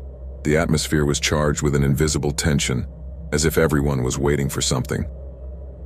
As I walked deeper into the room, I could sense that something wasn't right, but I didn't know how to describe it. I made my way to the drinks table, hoping to relax a bit before attempting to meet the hosts or the other guests. Someone, however, intercepted me on the way. It was a tall man dressed in a dark suit and black tie.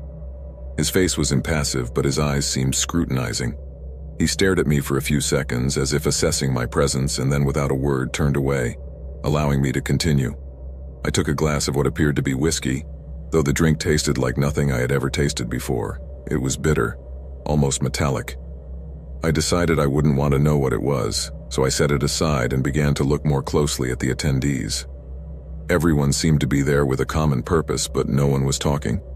No one was getting too close to each other. It was as if they were in some sort of collective trance. Suddenly, the music stopped, and a figure appeared on the stage at the back of the room. The man was tall, wearing a black cloak that seemed to fade into the darkness. His face was covered by a golden mask, simple but elegant, and his presence was so imposing that the room fell completely silent. No one moved, no one even breathed. He just waited. A few seconds later, the figure raised an arm and everything around him began to move in a strange way. In the distance, I noticed the doors of the mansion slowly closing. A metallic click echoed in the room, and the sound of the locks closing chilled my blood. It was at that instant that I knew something was wrong. I couldn't tell what exactly, but the atmosphere had become completely oppressive. as if I had somehow been caught in an invisible spider's web. A couple of men in dark suits began to approach the guests, including me. Without a word, one of them tapped me lightly on the shoulder and motioned for me to follow him. At first I resisted, but something in his gaze made me think it would be unwise to object. However, I tried to remain calm. If something strange was going on, I had to know what it was before I acted. I was taken to a room in the east wing of the mansion. There, the atmosphere was even more eerie. The walls were bare stone, and the air was thick, charged with a strange humidity. In the center, there was a circle traced with chalk on the floor, surrounded by lit candles. The other guests were already inside, lined up along the length of the room, watching in complete silence. No one moved. No one spoke. I was pushed into the center of the circle, and at that moment, the figure in the golden mask appeared again, this time accompanied by two more men. His fixed, penetrating gaze swept over everyone present, but this time he stopped on me. I felt a shiver run down my spine, but I tried to keep my composure. The figure raised his hands and, with a subtle gesture, pointed to the circle of candles. The men who had accompanied me began to withdraw, leaving me alone in the center while the others remained motionless. A cold sweat began to dampen my forehead. Something horrible was about to happen, something I could not understand. It was then that I understood. This was not a party. This was a ritual. The man in the golden mask began to mutter words in a language I could not identify. His voice echoed in the room like a hypnotic chant that seemed to take over my thoughts. As he spoke, the candlelight grew brighter, casting strange shadows on the walls. The guests, who had seemed stiff and distant before, began to move slowly into the circle. Each one had a fixed, vacant stare, as if they were under the control of an external force. At that moment, I felt a tug on my wrist. Someone held me tightly, and I looked down, discovering that one of the men who had been watching had placed a rope around my arm. Before I could react, a sharp needle pierced my skin, injecting something into my system. Pain coursed through me like an electric current, and my vision blurred. I fell to my knees, but everything around me began to spin. The masked leader's muttering intensified, and the shadows seemed to move on their own. I could not think clearly. The poison I had been injected with had left me weak and confused. I watched as the other attendants began to surround me, and in their hands I saw knives, daggers, tools I had never seen before. I knew what was going to happen. There was no turning back now. Somehow, I managed to react before the next step of the ritual occurred. In an effort to regain my strength, I grabbed the knife that had been intended for me, cutting the rope that bound me and throwing myself to the side. The room filled with screams and confusion as the others tried to catch up with me. I ran, without looking back, through the dark corridors of the mansion. I could hear their footsteps behind me, and the thick air made it hard to breathe. I reached the front door and pounded on it with all my might. The gate was locked, but I wasn't going to stop. Finally, I managed to open it and step out into the darkness of the night. I faded into the shadows and ran, not stopping until my legs could take no more. Throughout the following days, I couldn't stop thinking about what happened that night. No one, not even the police, could find the mansion. It disappeared as if it had never existed. And although my life now seems normal, the scars of that night still haunt me. Sometimes, as I walk down the street, I feel like someone is watching me from the shadows. The worst thing is that, although I tried to forget, the image of the man with the golden mask keeps appearing in my dreams. And every time I close my eyes, I feel that they are close by, waiting for me.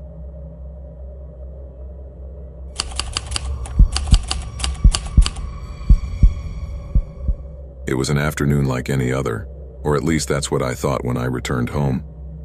The workday had been exhausting, and the idea of resting on my couch, with a cup of coffee and the silence I valued so much, was all I needed at that moment. However, as I approached the entrance to my house, something felt strange.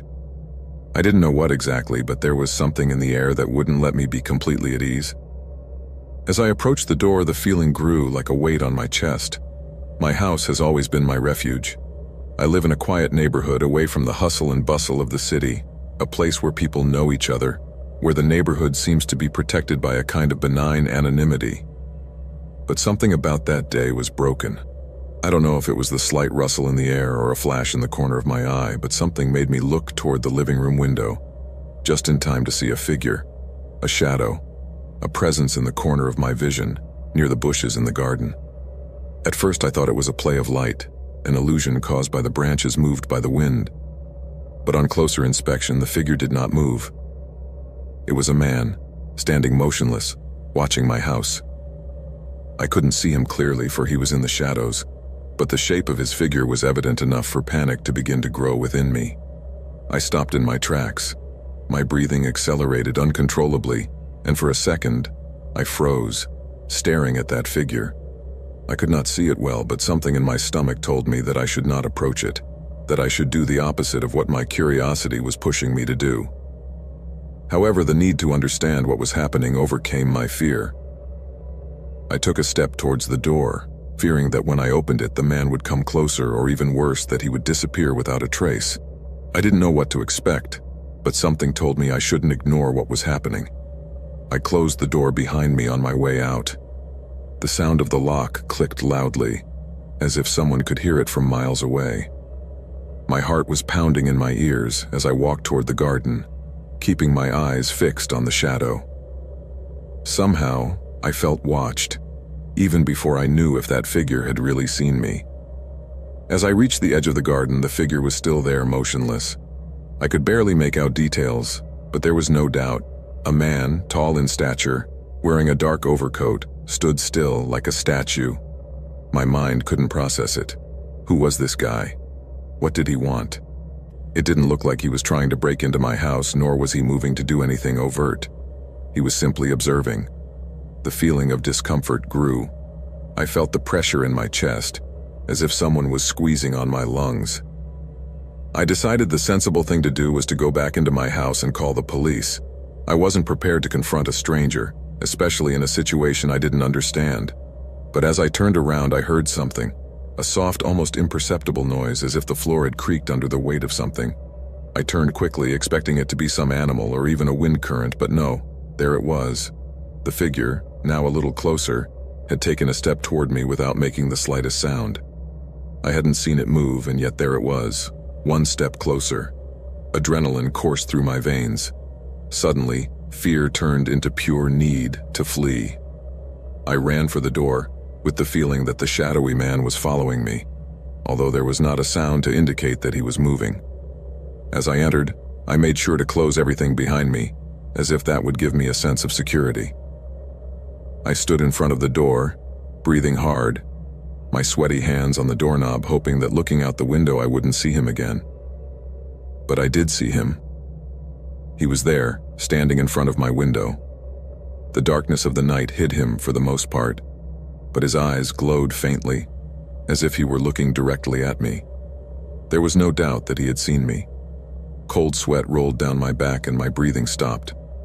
I couldn't take my eyes off those eyes, which reflected an unsettling calm. He didn't say anything to me. He didn't even move. He just watched me. For what seemed like an eternity, the figure stood there, motionless, not disappearing even when I closed the window curtains. I felt a surge of despair. I couldn't think clearly. What did it want from me? Why was it watching me? Who was it? I called the police, but when I explained what I had seen, they didn't take me seriously. The police told me it was probably a prank or some eccentric neighbor. However, they assured me that they would send an officer to patrol the area. I thanked them, even though I knew deep down I didn't feel any safer. How could a stranger have gotten into my yard without anyone noticing? Why was he so close to my house? The wait was endless. When I was finally alone in my house that night, fear would not leave me. I constantly looked out the windows, checking to see if the man was there, if he had moved, but I never saw anything but darkness. However, I felt his presence, the certainty that he had not disappeared. That night I could not sleep. Every creak, every noise in the house made me alert. I looked towards the window anxiously, hoping to find the figure again, although I knew the last thing I wanted was to see him. Time passed slowly, interminably, and fear consumed me. But he never came back. The next day, when the police finally arrived, I showed them the garden. There were no footprints, no sign that anyone had been there. They told me it had probably been a mistake on my part, a misunderstanding. They offered me a pat on the back and left, leaving me with the feeling that everything I had experienced that night had been a figment of my imagination. However, the emptiness in my chest did not disappear. For the next few days, life continued relatively normally. No one seemed to have noticed anything strange. The neighbors didn't talk about the shadowy figure, nor was there any news about anything out of the ordinary. However, I knew what I had seen, what I had felt, and more importantly, I knew I wasn't wrong. I did not see the shadow man again, but an unsettling feeling took over my life. I began to feel constantly watched. Sometimes, as I walked down the street, I felt that someone was following me, and when I turned around, I saw no one. But the stares persisted, those invisible stares that I can't describe, but that made me feel vulnerable. Today, I still can't explain what happened that night. I don't know who the man in the shadow was or why he was there. I may never know. But one thing is certain. Since that night, I have never been able to stop feeling that something is watching me, that this presence has not gone away. Sometimes, walking down the street, without warning, I feel someone cross my path and I wonder if it's him, or if he will ever show up again.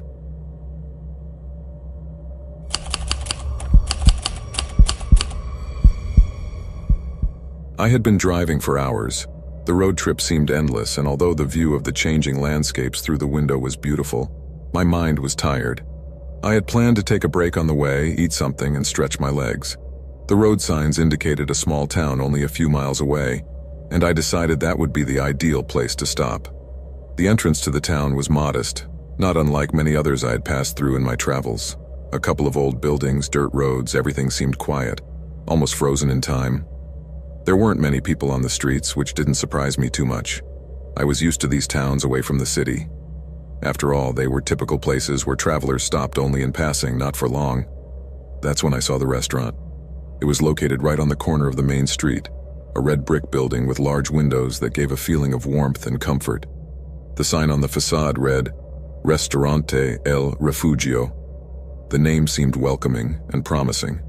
I needed a place to sit down, relax a bit, and have a hot drink. So without much thought, I decided to go in.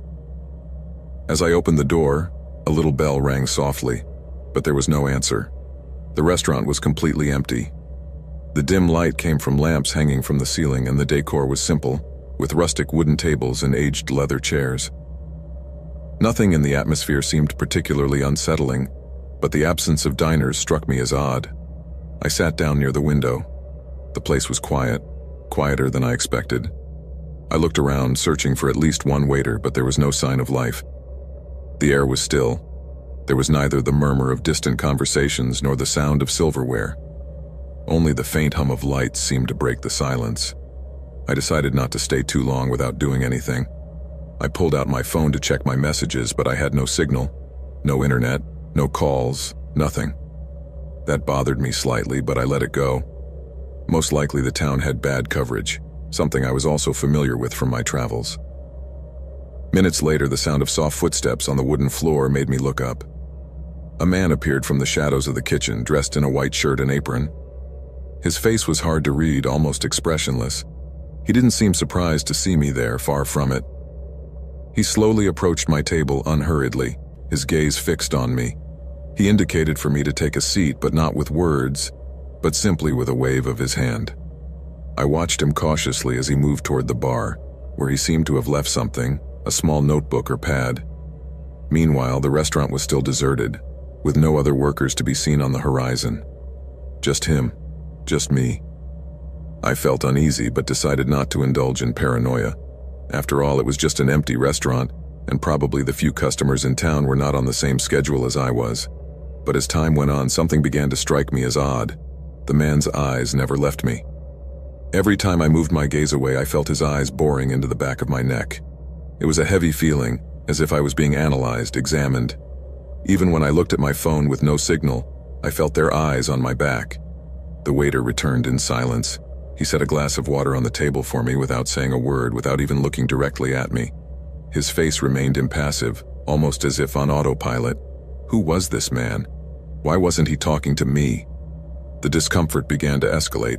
I glanced toward the kitchen, hoping to see some kind of movement. But nothing. Not the sound of utensils. Not the hum of the stove. The place seemed uninhabited, as if everything was on pause. I couldn't understand how a restaurant could function like that. The strangest thing was that there was no food to be seen, not even empty plates or signs that anyone else had eaten there. Everything was untouched, as if time had stopped in that place. I decided to order something to eat to make the atmosphere stop feeling so stuffy. The waiter seemed ready to go to the kitchen, but he didn't move immediately. His gaze remained fixed on me, as if he was waiting for me to tell him what I wanted without asking. After a long minute, I nodded and pointed to the menu on the table. "Something light, please," I said quietly, more out of politeness than real interest.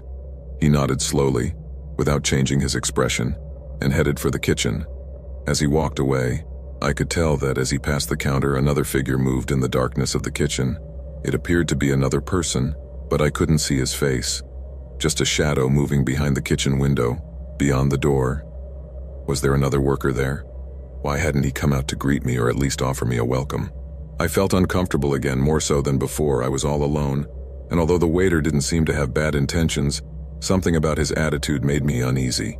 The way he moved, the way he watched me, everything about him seemed distant, as if he wasn't really present.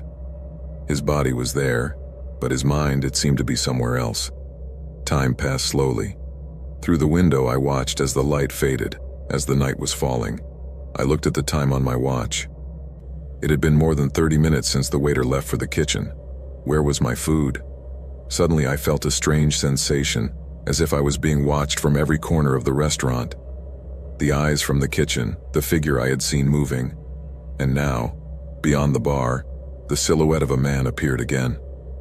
Was it the same waiter? He was not sure. His face was now partially covered by the shadow of the bar. But what disturbed me more was that his posture was much more tense, as if he was waiting for something or someone. My breathing quickened. Should I leave? Something told me I should get up, get out of there, and never look back. But fear paralyzed me. The feeling of being watched, the way every move in the restaurant seemed to be meticulously calculated, had me trapped. Every time I thought about leaving, I felt like something else was keeping me from taking the next step. Finally, the waiter appeared again, this time with a plate in his hands. He set it on the table for me without saying anything. I looked at it quickly.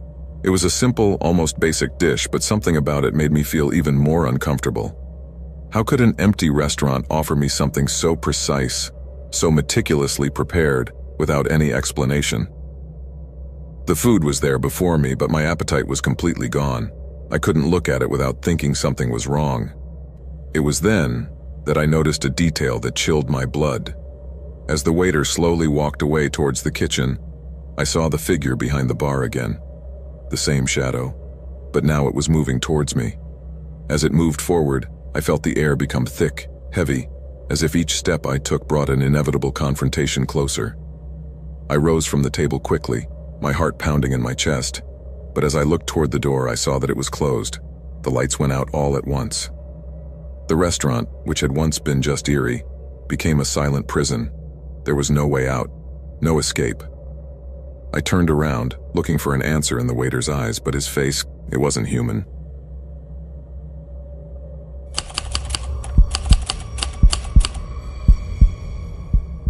I don't remember the last time I was so alone. The feeling of being lost in the woods, surrounded by the constant rustling of leaves and the rustling of branches, should have made me uncomfortable, but it didn't. Somehow I felt good, relaxed even. It was a simple walk, a stroll along the trail I already knew, but something in the air told me that this day would not be like the others. Maybe it was the deeper than usual silence, or the fact that the sun was barely managing to sneak through the treetops. Something just wasn't right. I found myself on the dirt path that ran along the forest, a path I had walked many times before, never thinking anything could go wrong. I always loved solitary walks. The quiet, the isolation, the disconnection from the noise of the city. Here, in the woods, I could lose myself in my thoughts, put my worries aside, and the world seemed as far away as the stars. As I went on, the sounds of the forest seemed to increase, but not in the quiet, natural way I expected. There was something behind that noise, something that wasn't supposed to be there. The crunching of dry leaves under my boots, the distant chirping of birds, all seemed amplified by some strange tension in the air. The path became narrower as I advanced, the branches of the trees crossing over my head, forming a canopy that barely allowed the sun to pass through. The feeling of claustrophobia increased with each step, but I decided to continue. It was not the first time I had walked this path. Nothing made me think anything could go wrong. Suddenly, the pressure in the air intensified. I heard footsteps in the distance, and although I first thought they were animals, the sound seemed too calculated, too human. I paused for a moment, trying to locate the source of the noise. It was a whisper, almost imperceptible, but it was there.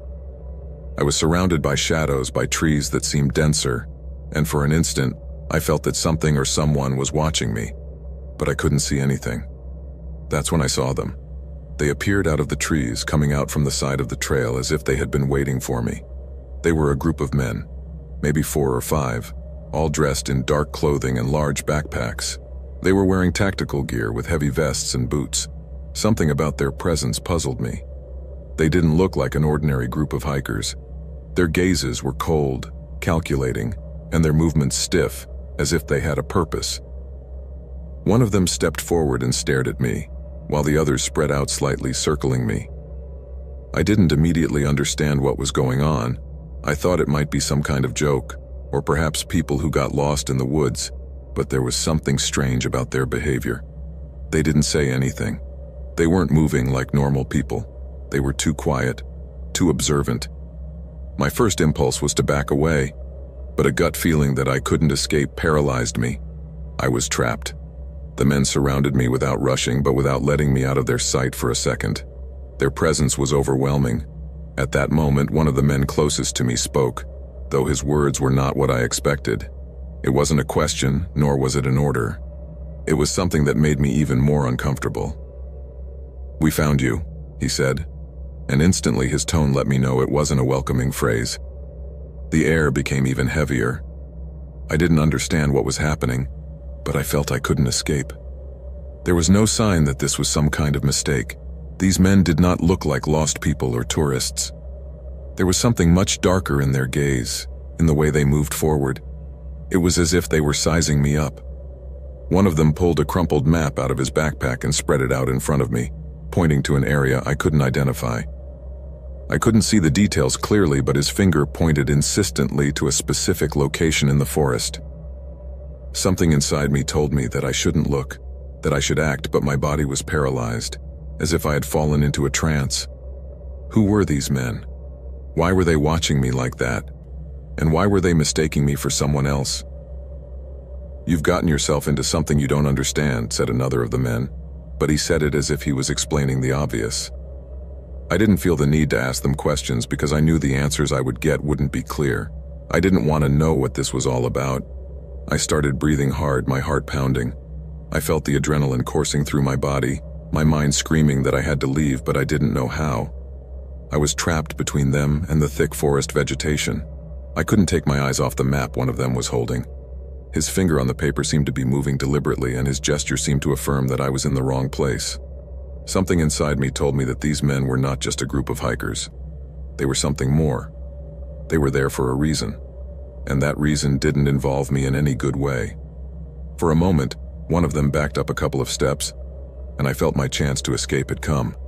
Without thinking, I started walking quickly toward the clear area in front of me. My legs almost tripped over the roots.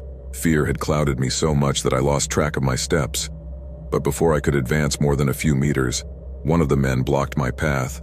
I wasn't expecting it, and the shock was immediate. The man was no taller than me, but his presence seemed overwhelming. His gaze bore into me, and though he said nothing, his eyes spoke of too deep a knowledge. Suddenly, a strange thought crossed my mind. It's not me they're looking for. The feeling that this was all nonsense shook me hard. Who were these people? What did they want from me? Their every move seemed to rehearse a role, as if they were watching every action closely, anticipating my every move. I was caught in some kind of game I didn't understand. The man in front of me watched me a moment longer. Uncertainty hung in the air, thick and palpable. Then, as if nothing had happened, he raised his hand and ordered the others to withdraw. Without another word, he turned and began to walk back toward the group. The others followed him without protest, returning along the same path by which they had come.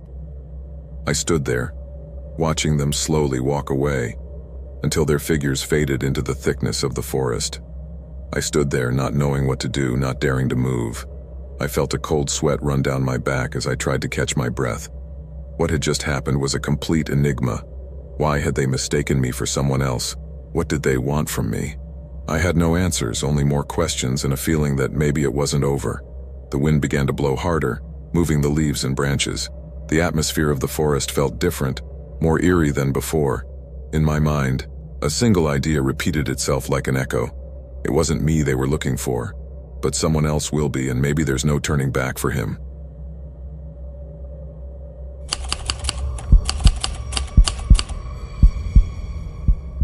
Sometimes the most insignificant things become the moments that mark a before and after in life. I was not a superstitious man, nor did I believe in predictions or cosmic signs, but that night, at 3 o'clock in the morning, something inside me told me that my life would change forever. It was one of those quiet nights, when everything seems to be in its place. The fresh air, the bright moon, and the city, for the most part, silent. After a long day at work, I decided to stop at a convenience store to buy some water and some cookies. I wasn't in a hurry, and the corner store was only a couple of minutes from my house. I loved going there late at night when no one was there and I could walk among the shelves without the pressure of crowds. As I entered, the doorbell rang faintly, a sign that the place was quiet. It was a small space, filled with products scattered on shelves that didn't line up with the precision of an organized store. The fluorescent light flickered slightly, and the air was permeated with the faint aroma of the coffee they had left brewing. There was no one else on the premises, just the clerk behind the counter. A young man with a bored look on his face, which, if I'm honest, was a fairly common expression at that time of night. I headed for the drinks section, thinking of nothing in particular. I grabbed a bottle of water and made a random selection of some cookies. I was in the middle of paying when a figure appeared in the doorway.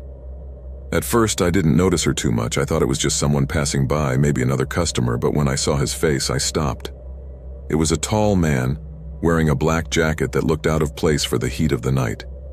His face was partially covered by a cap, and his posture, stiff and tense, immediately made me uncomfortable. Something in his gaze, cold and fixed, made me alert. I didn't know why, but the mood changed immediately.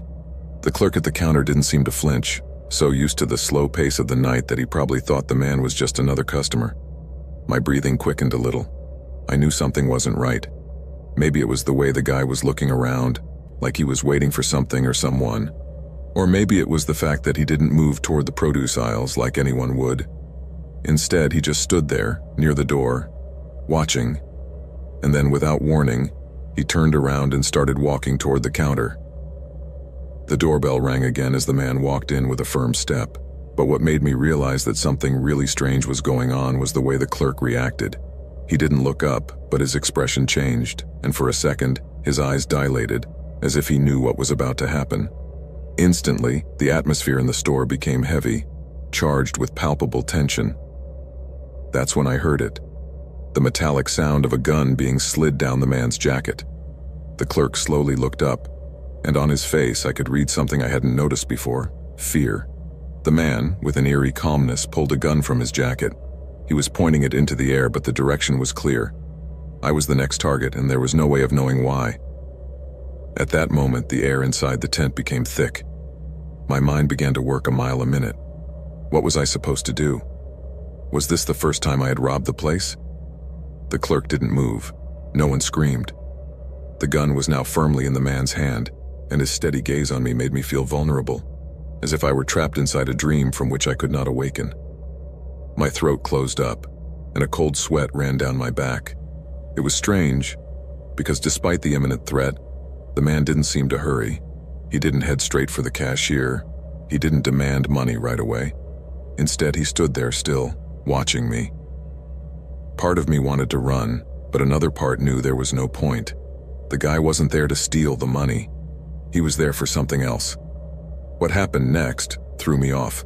The man took a step toward the counter, and as if it was a routine he'd done 1,000 times before, he put the gun on the counter and started talking to the teller in a calm manner, as if they were in the middle of a small talk.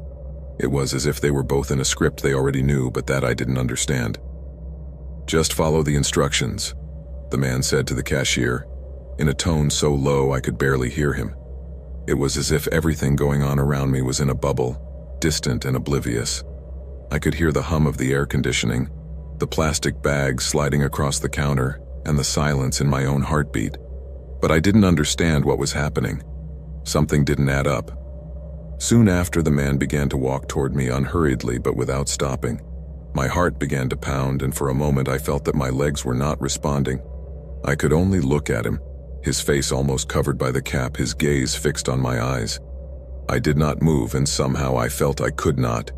He stopped right in front of me, and his eyes, now clearly focused on mine, filled me with a strange sense of helplessness. I thought about screaming, about running, but something stopped me. Perhaps it was the gun, or maybe the fact that his presence was so intimidating that any attempt to react seemed futile. The man said nothing, just continued to watch me. Then suddenly he waved his hand at me. At first I didn't understand what he wanted, but when I saw the gun I knew. He was demanding something. I couldn't understand it, but something told me I shouldn't resist. When I looked toward the cashier, I saw that he was following the man's instructions. He wasn't there to help me, or to try to stop him. He was simply following orders. My breathing was harder now, air seemed to be scarce. The man motioned for me to approach the counter, and without being able to help myself, I walked over there like an automaton. What was going on? What was he going to do to me? Each step I took seemed slower than the last, but when I finally approached the counter, I saw what was happening. The man was taking a sum of money, and as he did so, I realized he wasn't interested in what I was carrying. He didn't want my money. He didn't want any of what I had. The gun in his hand never moved from its place, and his gaze never left me. Then, as he took the coins and bills, the man looked me straight in the eye and for an instant smiled. It was an empty smile without joy. Just a smile of one who knows there is no way out. Before I could do or say anything, I heard the sound of the door opening. The few seconds that passed seemed like an eternity. As I looked outside, streetlights streamed in through the door, bathing the store in a light of hope, albeit faint. At that moment, the man raised his gun and motioned for me to step aside. The sound of footsteps outside the store drew closer. As the door closed behind him, I stood there staring at the gun, the money, and the image of his face blurring in my mind. I realized that I was alive, but that something inside me had changed forever.